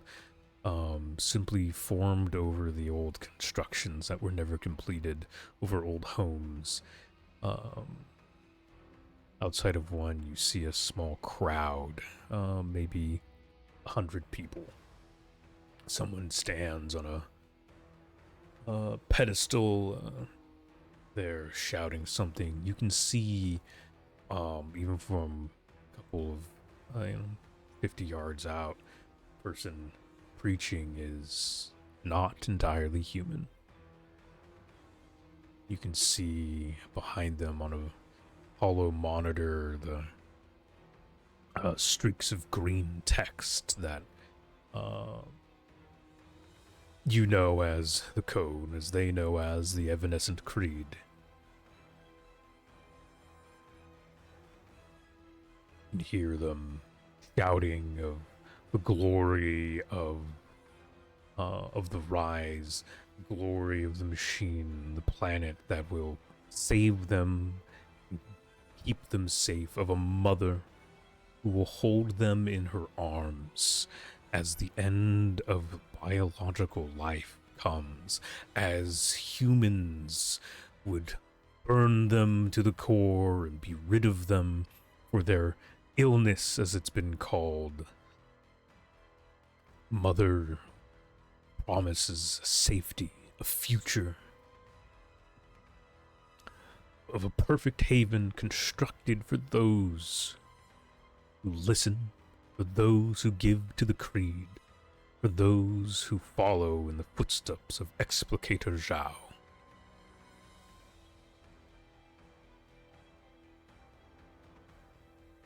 There is a series of cheering and whatnot, and shortly after you see the crowd is disturbed. They're dragging something through it. Do you wish to get closer and watch, or do you want to move on to your destination?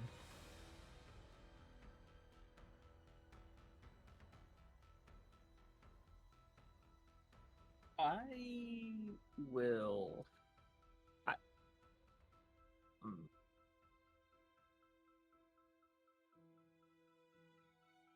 How large roughly would I estimate this gathering of I'd say it's about 100 people. people? About so it's a pretty substantial. I will try to get a little closer, but not too awful. Probably another like 20 yards at best. Okay. So you choose to get closer, and you do find, you notice that they're dragging people through the crowd, proper normal people. They're chanting, they're chanting and hooping and hollering. You can see that there's still some people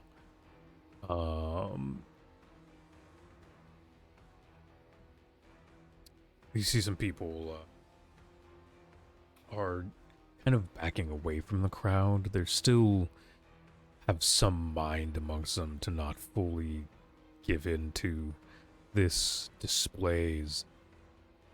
The thing on the pedestal begins to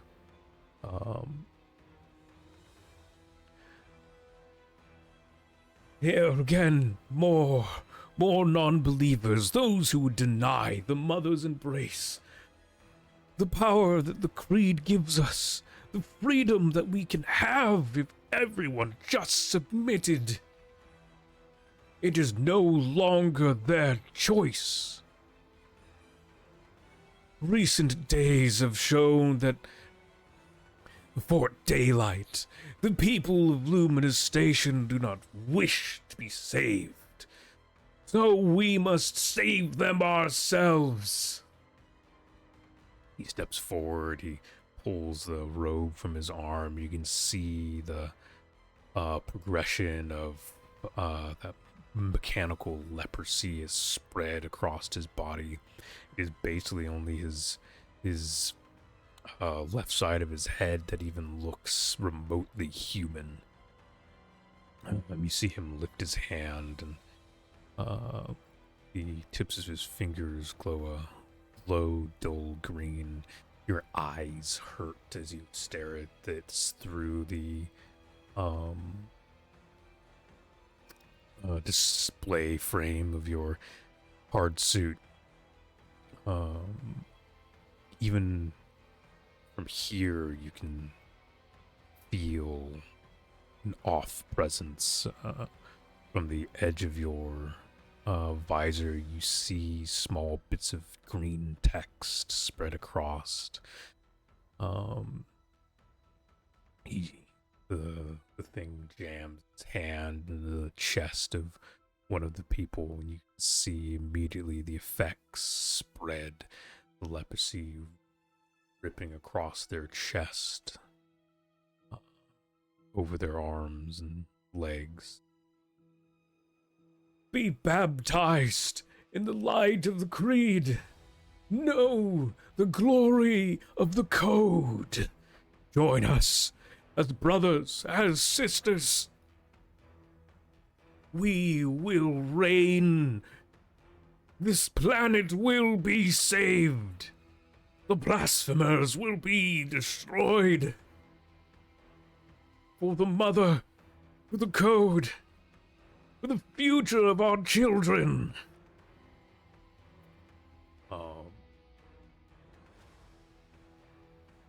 The screams of pain from the person's chest slowly dull to a static binary cacophony and then slowly stop.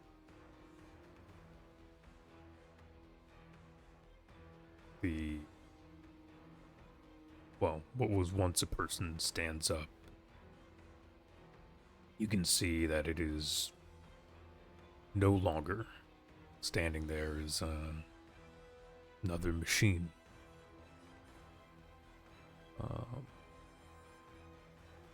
You've seen these forms before, in fact, recently.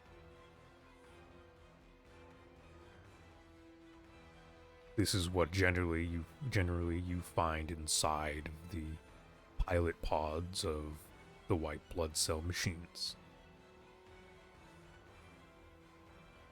You see no recognition in their eyes, as what you can only assume is their family next to them pleads to them, cries to them, tries to snap them out of whatever daze they currently reside in. Look, as what was once a heretic, a blasphemer, a denier, now loyal, obedient, a soldier in the mother's name. Watch as they go forth. Watch as they fight for the cause under a new name. Go forth. Bear for us a future. Bear for us the creed.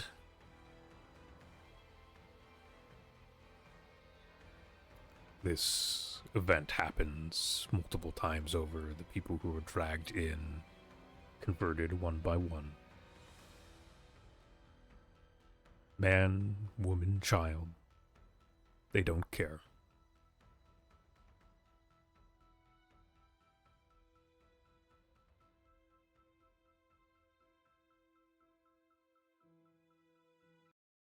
artillery strike on their location. Nuke it. If only we had access to that stuff.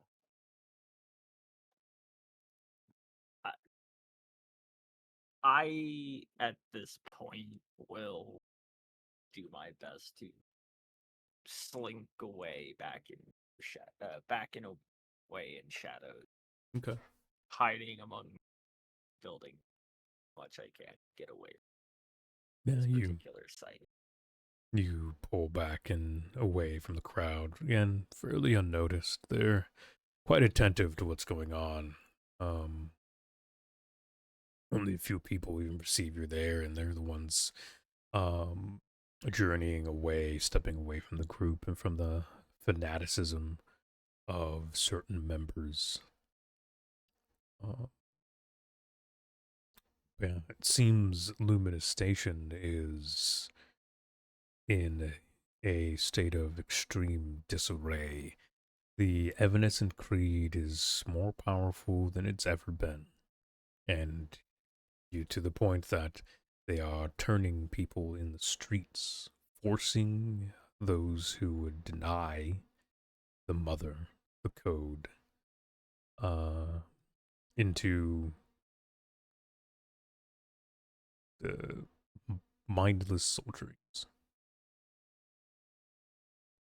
simply to be used as batteries or whatever they wish to claim them to be inside of the machines that fight for them.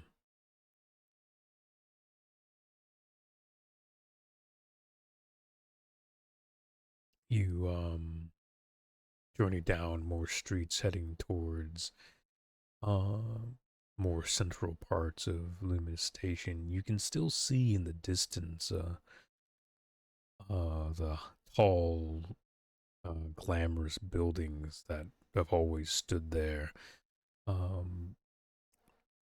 You now, as you go closer to the center of the city, you see a large wall has been erected, separating one half of the city from another. On one side is CNH, Fort Daylight, and the military forces, as well as the survivors of whatever has been going on here. On the opposite side, you can see a mixture of refugees and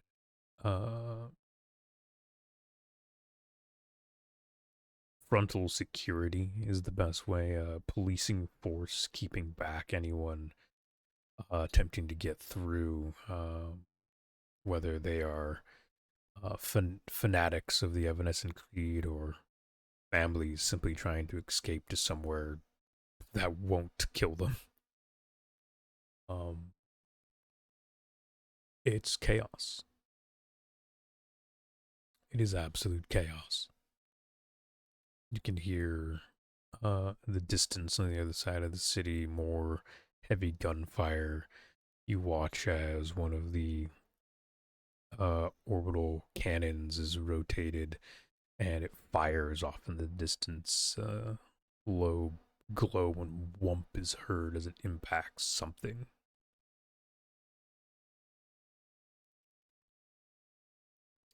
From the wall, you hear what can only be a repeated message. The voice of Darius Pole rings through the streets and over the walls, speaking of the safety of the people and how they are doing their best to bring back the peace of Luminous Station. It will only be a short while longer that things are under control.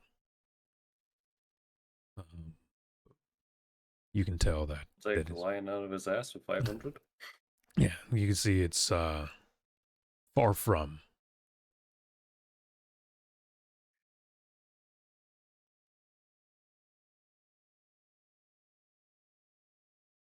So I presume we are privy to everything he saw. I'm assuming he has the. Yeah, I'm still sending through. Broadcasting. Influences, am I right?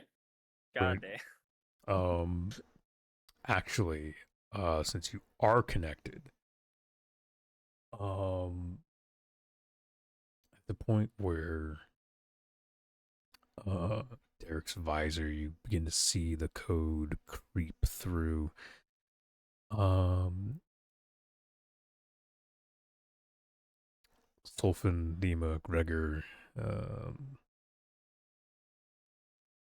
on multiple monitors throughout the comms station, you watch as small flickerings of green text peel over the machines. What do you guys do?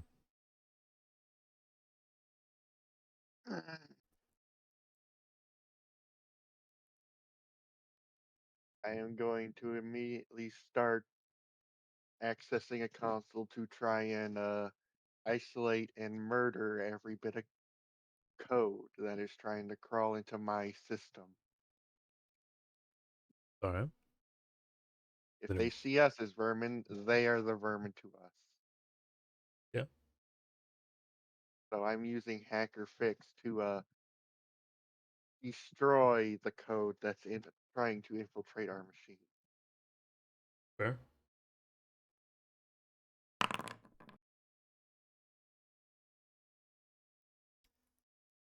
Right.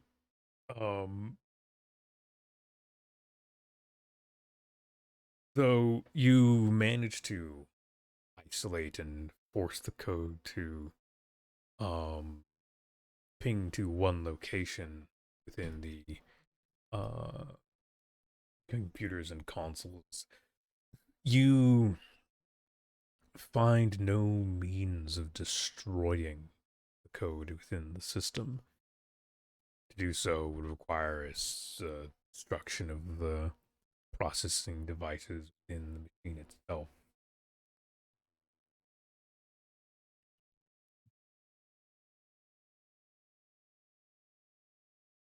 For give enough time me to write something that will eat the code, turn it into trash. Mm-hmm. Okay, I am writing that down on the to-do list. Logic bombs. Cannibalizer code. Something along that. Yeah. I'm just going to set up a 0 clock with as many tokens as I can put on it Okay. for later.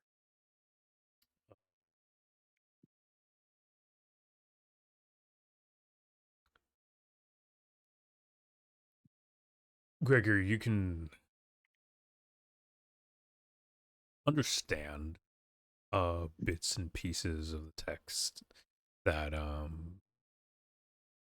cuts through and begins to infect parts of the comms machines. It is literally just a search command. It is simply designed to spread and leave a lingering mark so that whatever it's locked in or whatever it finds its way in can either be taken in time or found.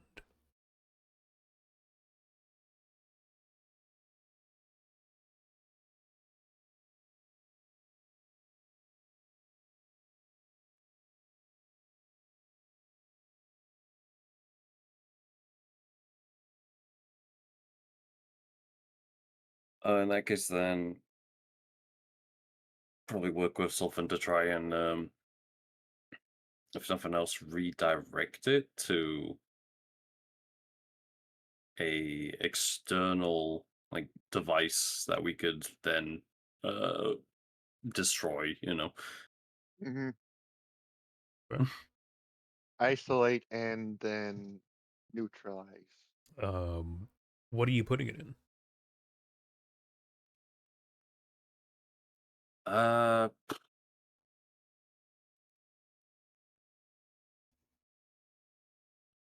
Probably like a.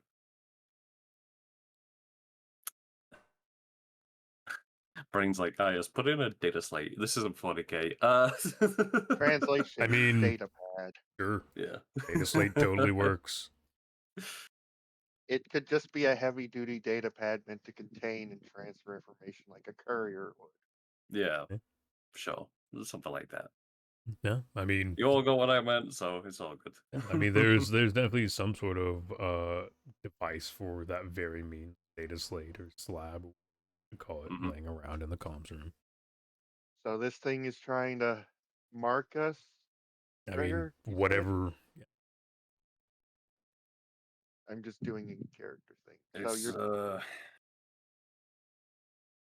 it's basically trying to tag as much tech that's being used by people so it can search and destroy, basically. well, let's set up a juicy bait target for it to just jump on. You see that slab over there? It was meant to recompile and basically keep track of all the satellites and what can be used as superfluous in case things in orbit go to hell. Slap it in, and I'll leave a crumb trail into it.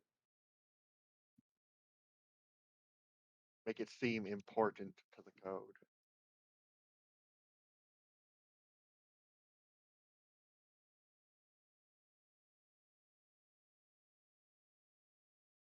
Yeah, sounds good. Yeah.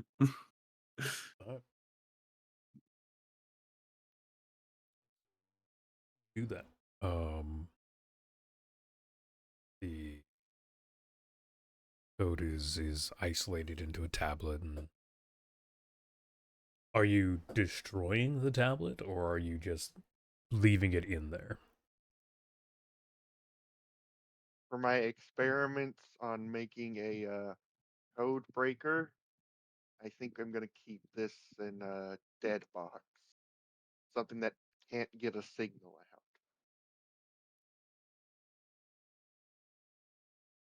Sure.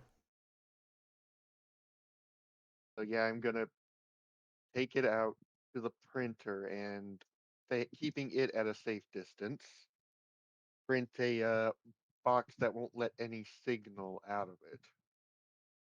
And then I'll toss it in the box and then shut the box. Okay. You do that. It's now in a box. Mm-hmm. All right. It's a code in a box. Derek. Now I have my test subject. Derek, you what do you do? What are you doing? The streets are this way. In this area, there is much more people. You can see a chunk of them attempting to go about a normal day. Um, People still need to live, but a lot of there's a lot of people kind of roaming around. There is relative anarchy. From down one street, you can see military police doing their best to suppress a series of uh, would-be rioters.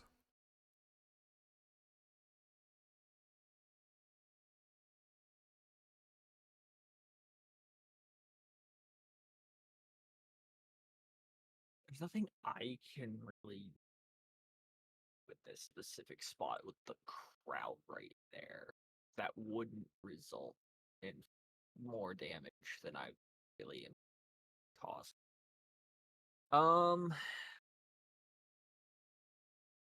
I think at this point it's time to act at least for some self-preservation. I'm gonna start trying to make my way back out. Now that I've at least gathered the general state of things here in Lumina Station. Yeah, I got the info. So it would have been nice to try to check for what's his nuts' clone somewhere, but at this point, it's this place right now is effectively a lost cause at this point in time with all chaos going on. Trying to find anything in here is not feasible by myself. So yeah, I'm gonna try to make my way back out. Okay, you begin to make your. Are you going out the way you came? I am go. Ooh, there's gonna still be active blood cells. That.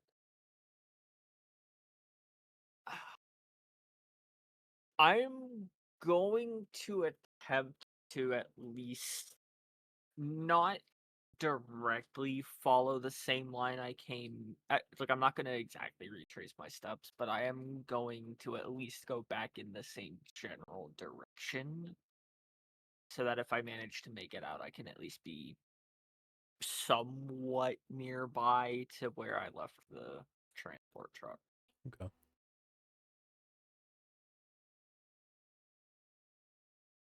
Try to avoid as many of the freshly active combat zones as I can. Give me another grit for stealth with a level of inaccuracy. Good luck. Oh. Well, Oh. Oh. Right. Uh.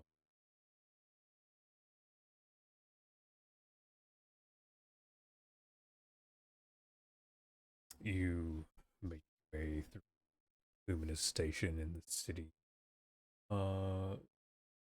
Doing your best to avoid all contacts. With further entities. As you point of exit standing below ruin, smoldering wrecks and melted frame, large, fairly intricately designed white blood cell machine, dull green, almost white outer shell, covered engraving, carving, texts that unreadable. Its arm, long, dragging along, slowly retract, more normalized state.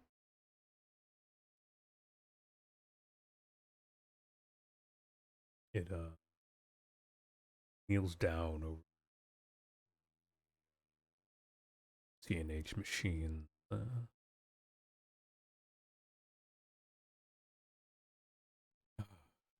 You fight so bravely for a cause that is already dead. I will not make you suffer. No longer in this world not meant for you. His hand glow bright red as it simply presses through the machine. Molten slag is pushed out the back where a cockpit would be.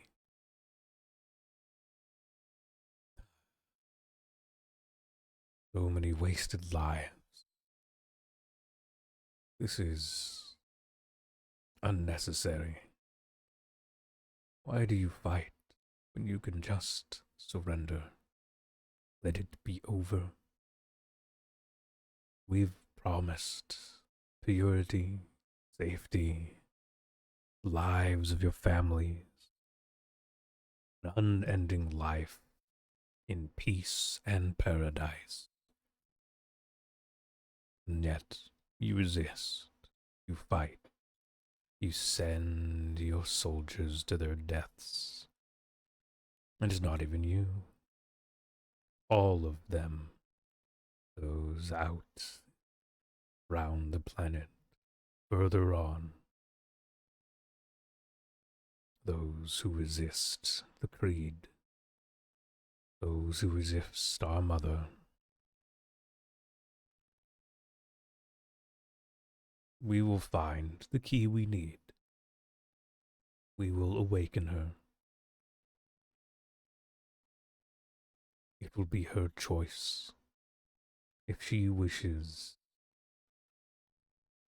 further perfection.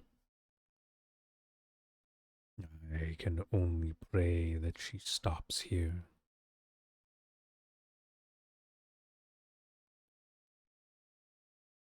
The machine slowly stands up. You watch as its head turns towards you.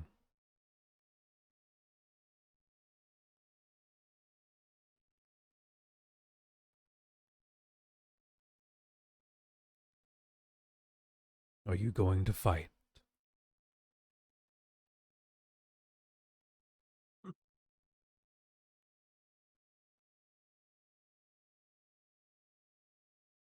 Well, very second. I think I'd rather run. Self-preservation.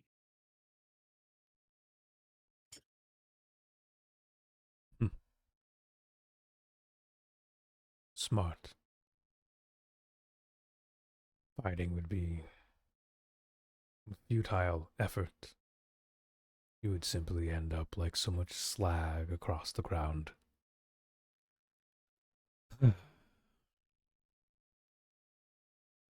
The center of the machine peels open like a maw to the void. Its upper body slowly shifts back from within what could be described as a man steps out. Long black and green tendrils lift him from the cockpit and slowly lower him down the machine to the ground. His body is wrapped in tattered robes, little more than cloth as a remembrance of old times at this point.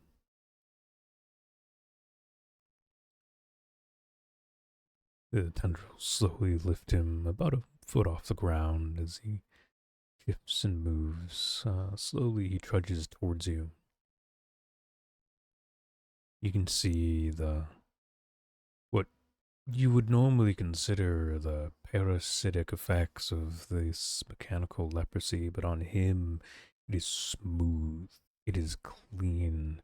You can see perfect joints and symbiotic relation between the metal that consumes him and the flesh of what is still human on his body.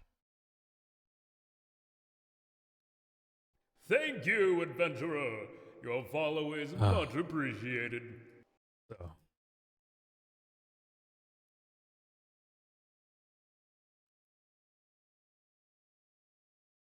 you've lived this long, have you?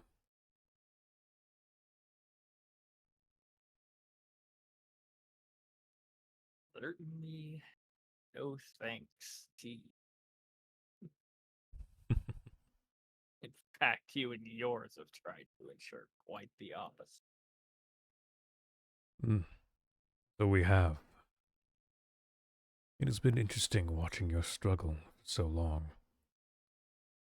Weeks, months, and time has passed since I last laid eyes on you and your fellow Lancers.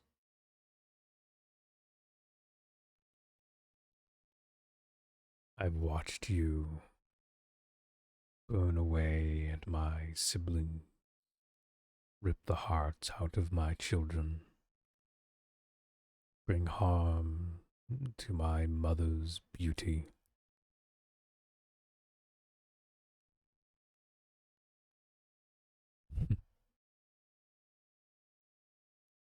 Like so long ago, all those months. I probably should kill you. Could have killed you then. All four of you.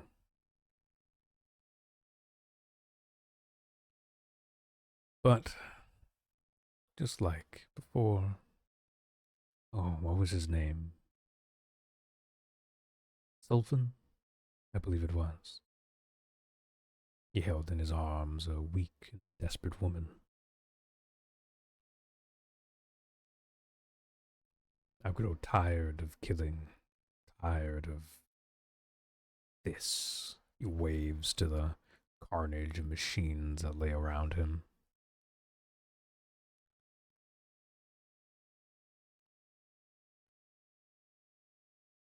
I'll let you pass. Return to your friend. Return to the feeble resistances that you might be putting up.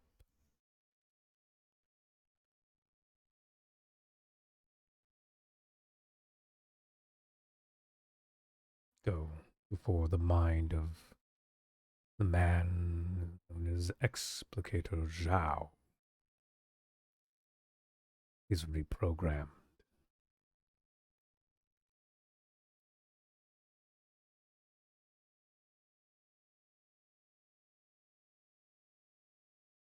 All this time, and it's still a friendlier reception than C&H. Don't worry. You'll have your rid of that. And with that, I will start moving back out of the city again further. Go by, oh, Derek. Zhao.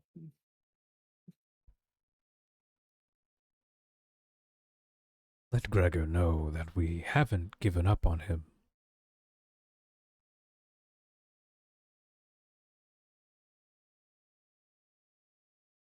He looks you dead in the eyes, and Gregor, through distances planet wide, through a void beyond human comprehension, you feel you're being watched. Gelret confirms this.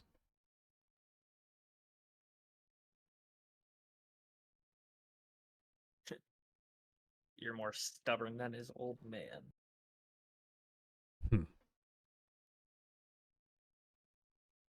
Well, a mother's embrace is always open.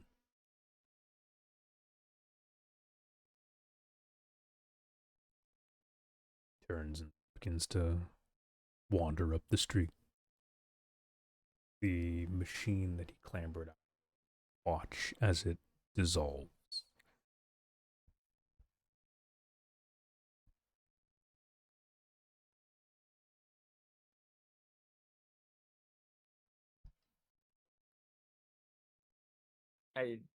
I will continue at this point back to Chart and Overcon. I will say to the rest of the group, well, target location confirmed, if nothing else.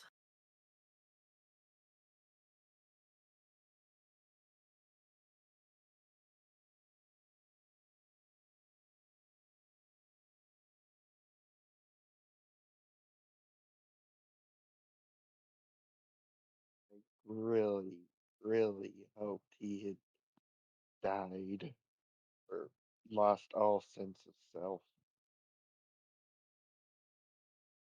Probably not. Well, on this particular instance, it's better for me that he didn't.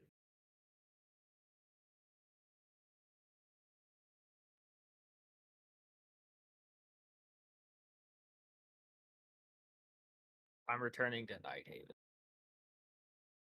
Lumina is, as far as I am concerned, lost if not a target.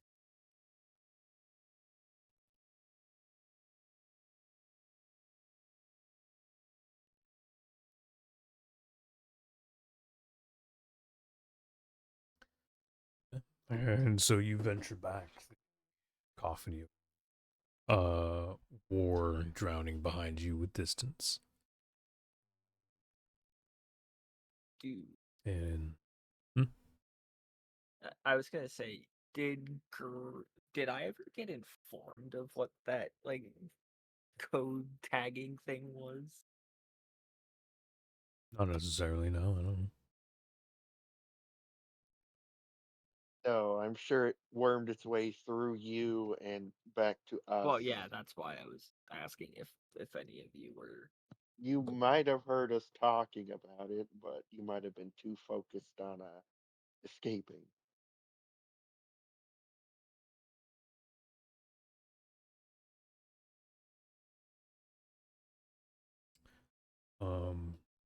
Yeah, you Nighthaven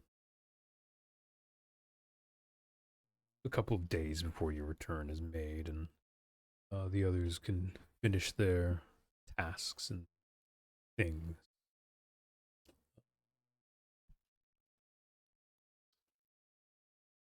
You find yourselves later in the evening, once again gathered around a table in the officers' quarter.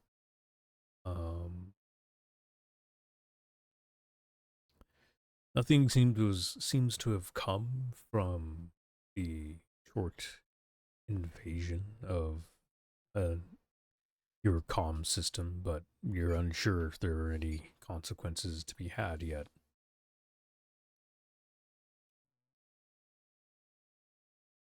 Did you guys share the information of Luminous Station to any other people?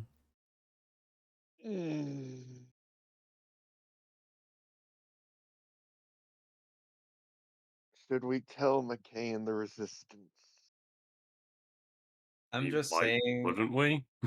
Yeah. I'm just saying, if McKay ever suspects that I'm hiding anything, she's getting it out of me anyway. All right. Yeah. True. I mean, hiding it from the people here at base is not going to serve us any good. Straight No. up. Like, So, like, there's no reason not to naturally, tell all of our allies. yeah, We're find the same thing at the end of the day, you know? yeah. Yeah, just Like, I have no reason not we to have want to tell our allies. we should just tell Hell, them then, yeah. I mean, it's not like we're trying to keep up morale or whatever. Like, they already know shit's fucked. Yeah. They should have the proper requisite or proper foresight to know how fucked it is. Yeah. the only particular ally that I'm not entirely sure we should. Well, I say ally very loosely. That I'm not entirely sure we should say anything to is fucking what's his nuts, Gregor's old man. Effectively. I mean, he's not here, so yeah. I was talking about. I just didn't mean the people at your base. Oh yeah, no, the people at the base, absolutely, yeah. Yeah, I absolutely am to tell the people that are at the base. Right. Yeah. So you guys are sitting around the officers, the table in the office quarters. McKay looks distracted.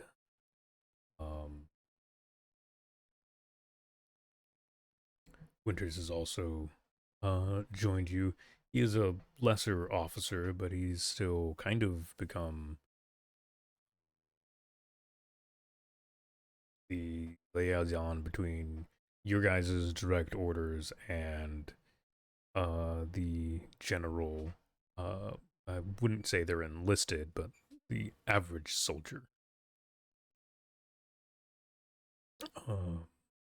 He's also kind of become a bookkeeper in times of need of such things, alongside anyone else's normal note takings.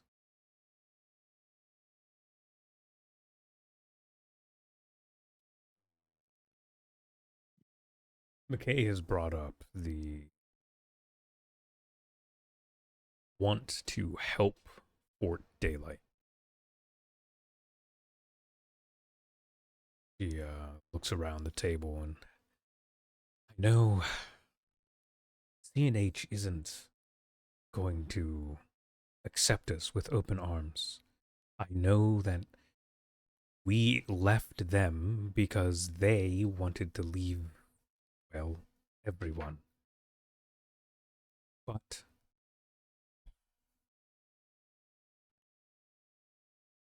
at the end of the day, at least I was and still am a soldier, an officer, a leader, someone that people looked up to. And I left many of my men back at that base. And to hear and see firsthand the things that they're doing to people.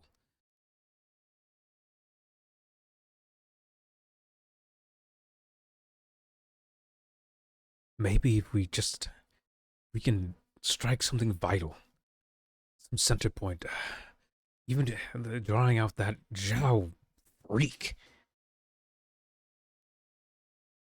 Maybe we can turn the attention from daylight, like we did with Harrison, allow them to get off planet or regroup. I know Paul is a bastard of a soldier, but he's a good man. He simply follows orders.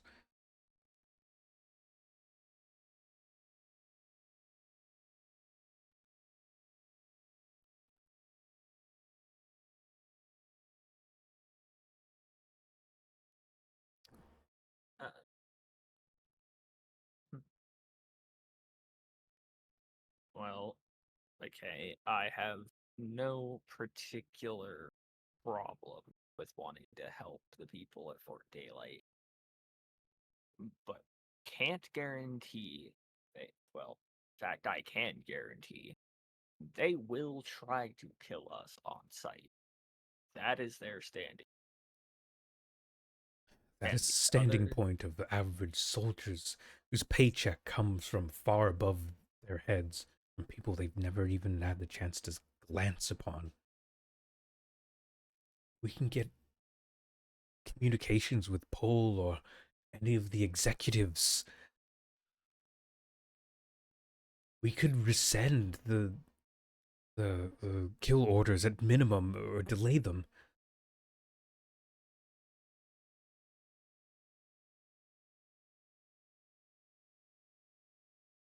well, I think we have Bull's contact laying around somewhere, though I doubt he will be keen to reciprocate the communication. For his own head, if nothing else.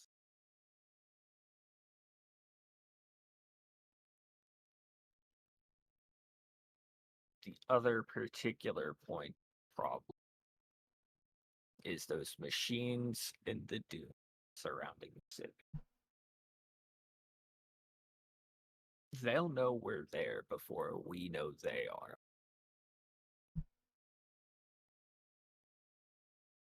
Zhao is one of our targets, and I'm willing to try to take the target that we need to take. But we will need assistance with it.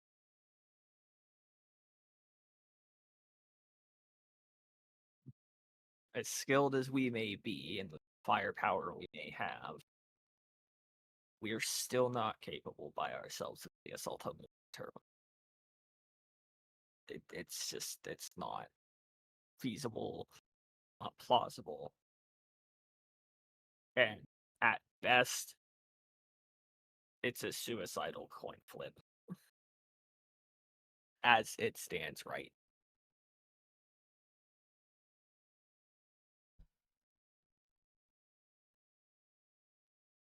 As much as I hate to agree with Derek on this point, he is right. We need more firepower focused on this, and I feel like we have a target we could end or attempt to, and hopefully get more assistance on this main problem. Uh, Gregor, you were looking into the Blackguard during the week, right? I The seems even with GMS blockading the planet, they're still just following their orders and probably looking for a full-scale invasion to well, remove the populace. So they're unlikely to help. Yeah, they're gonna be more of a problem than anything. Call me a madman. All right, you're a madman.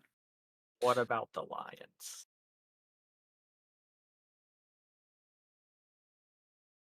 You mean the psychopaths that have tried to kill us on 2 separate occasions now?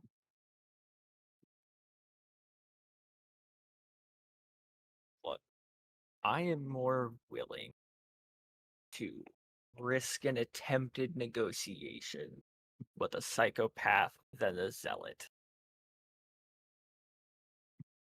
I was less concerned with talking with the zealots and cutting the head off the snake. Well, we have seen the firepower that the Lions have. We know that they hate Zhao. Or at the very least, the things that Zhao is. We have a confirmation on the line on where Zhao lays his head. We can at the very least give them something else to focus on while we take our job. Send the lions in to hopefully take out Zhao while we take out what remains of the Blackguard leadership on the planet. I'm more worried at this particular moment about getting what innocent people we can out. If they can take out Zhao whilst we try to do that, fantastic. If they are simply only able to buy us time, that works too. And if they don't agree to any of it, nothing ventured, nothing gained. At the worst, they disagree and they don't help us. At best, we get assistance with the assault. And the mission becomes, at the very least, not completely suicidal. So well and good, Understood. but how you gonna convince them to work with well, with me being there, you know? That's the rub. Last time we met them face to face, they were trying to kill Gregor, and given his return to normalcy, I think they will still be trying to kill him.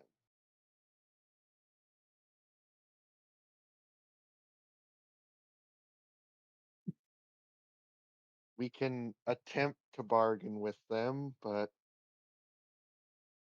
I don't know how far we will get, Derek, Well, honestly.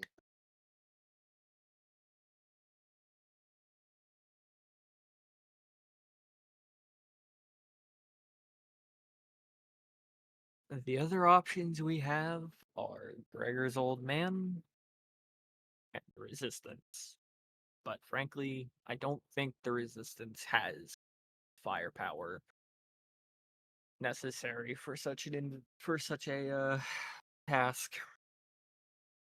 And Don't forget the honest, Resistance are also still dealing with Blackguard as well. Exactly.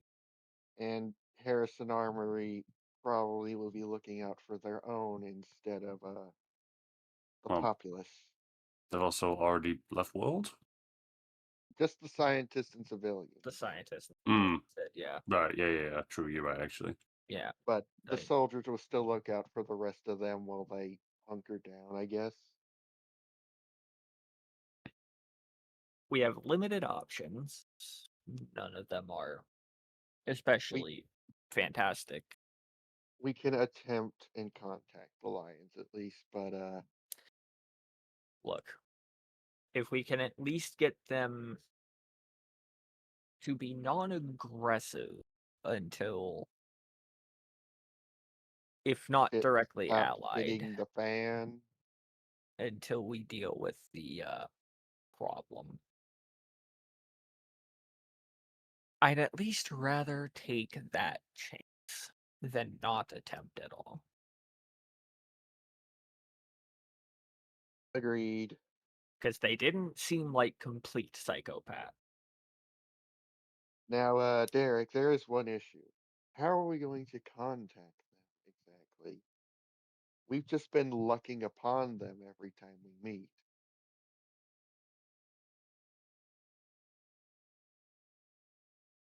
You got that comms radar working, didn't you? Yes, and I guess I could scan for their ship, but given that it recently jumped in, I don't know if they have some technology to mask it from sensors, scans, anything. But I'll do it. Mm, We really need to do more recon on the Blackguard while I try and find these assholes.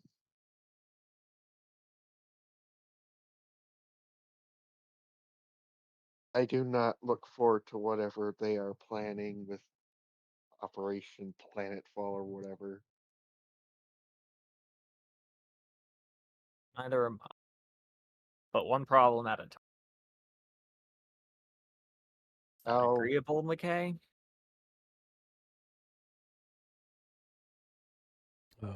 McKay looks at you and just kind of like, she's definitely again, very brash, very front line. Doing workarounds isn't really her forte or plan of operations most times, but she sighs and simply nods. Yes, I understand that these things take time.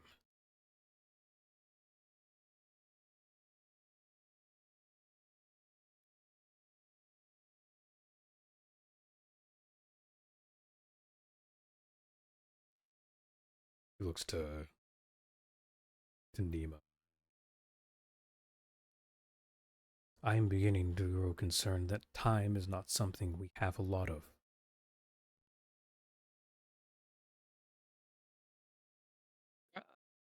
Probably less than ideal, but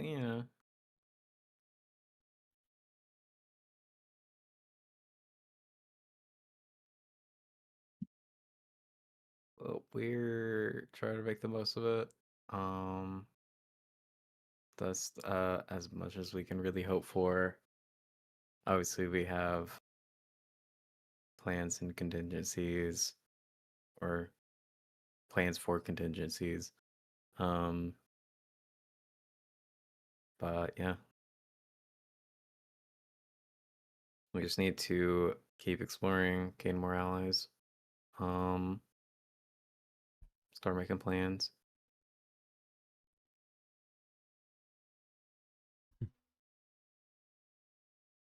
You almost sound a little bit like Paul there.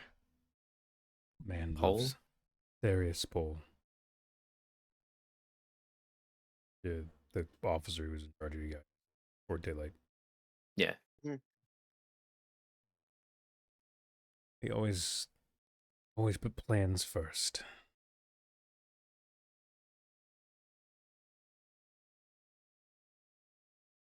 I mean, I don't know about him, but I like to think that I plan for no plan.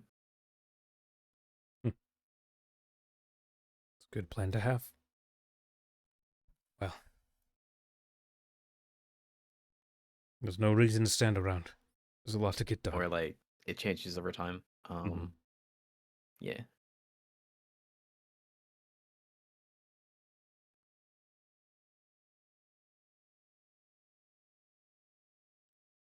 He nods and stands up.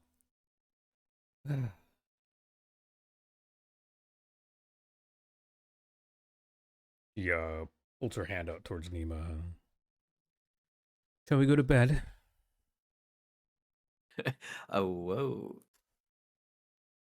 People might be talking. Winter's people already know. I was gonna say, you don't have to talk when you scream, Nima. Excuse you? Pretty sure the whole base has heard you at least, I don't know, half a dozen times. Oh, you're just jealous.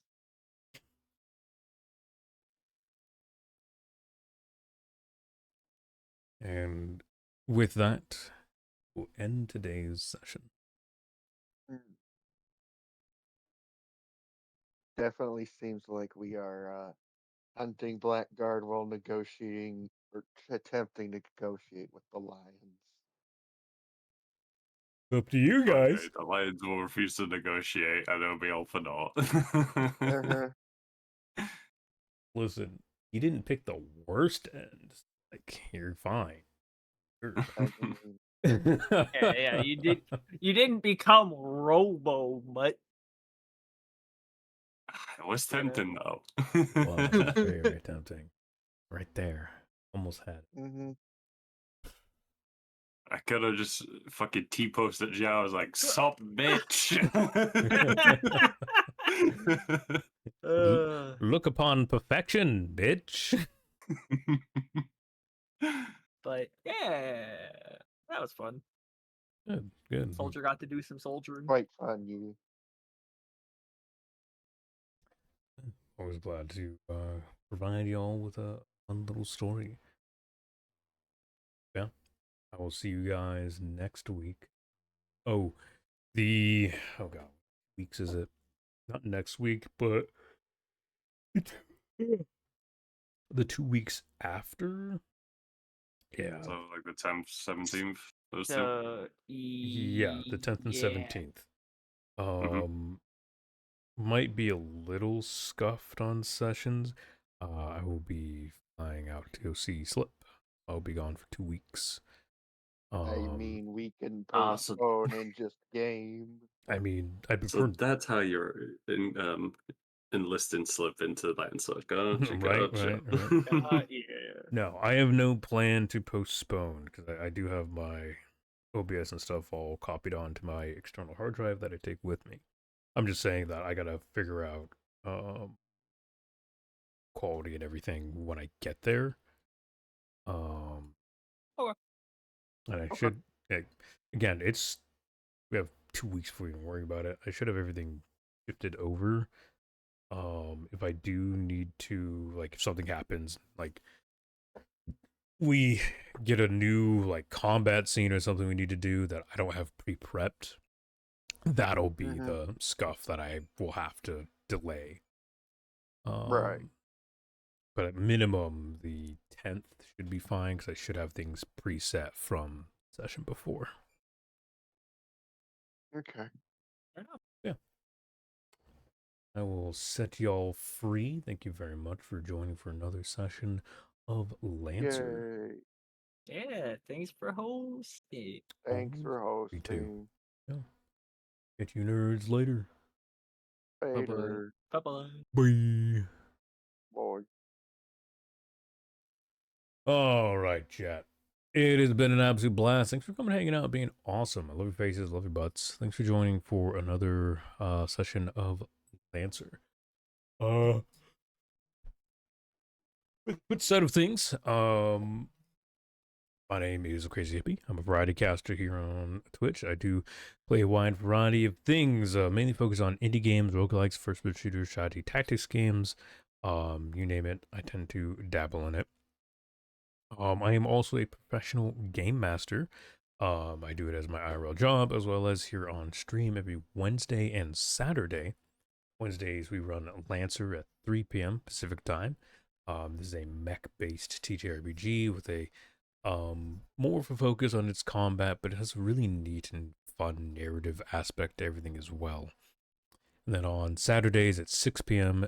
Pacific time, you'll find us here playing Fabula Ultima, a TTJRPG themed after things like after JRPGs like Final Fantasy, Chrono Trigger, and the such. Much more whimsical adventure, but still very interesting. Has a lot of narrative shenanigans. We just did our first solo episode last Saturday. We were missing players, so I figured, hey, let's have a little background episode. It was really fun. Hopefully this next Saturday we will be continuing the main story and seeing what players get up to there. As for the YouTube side of things, all the information is the same. The only thing I ever ask of you guys, well, I guess the usual, what is a like, subscribe, leave a comment, or whatever YouTube requires.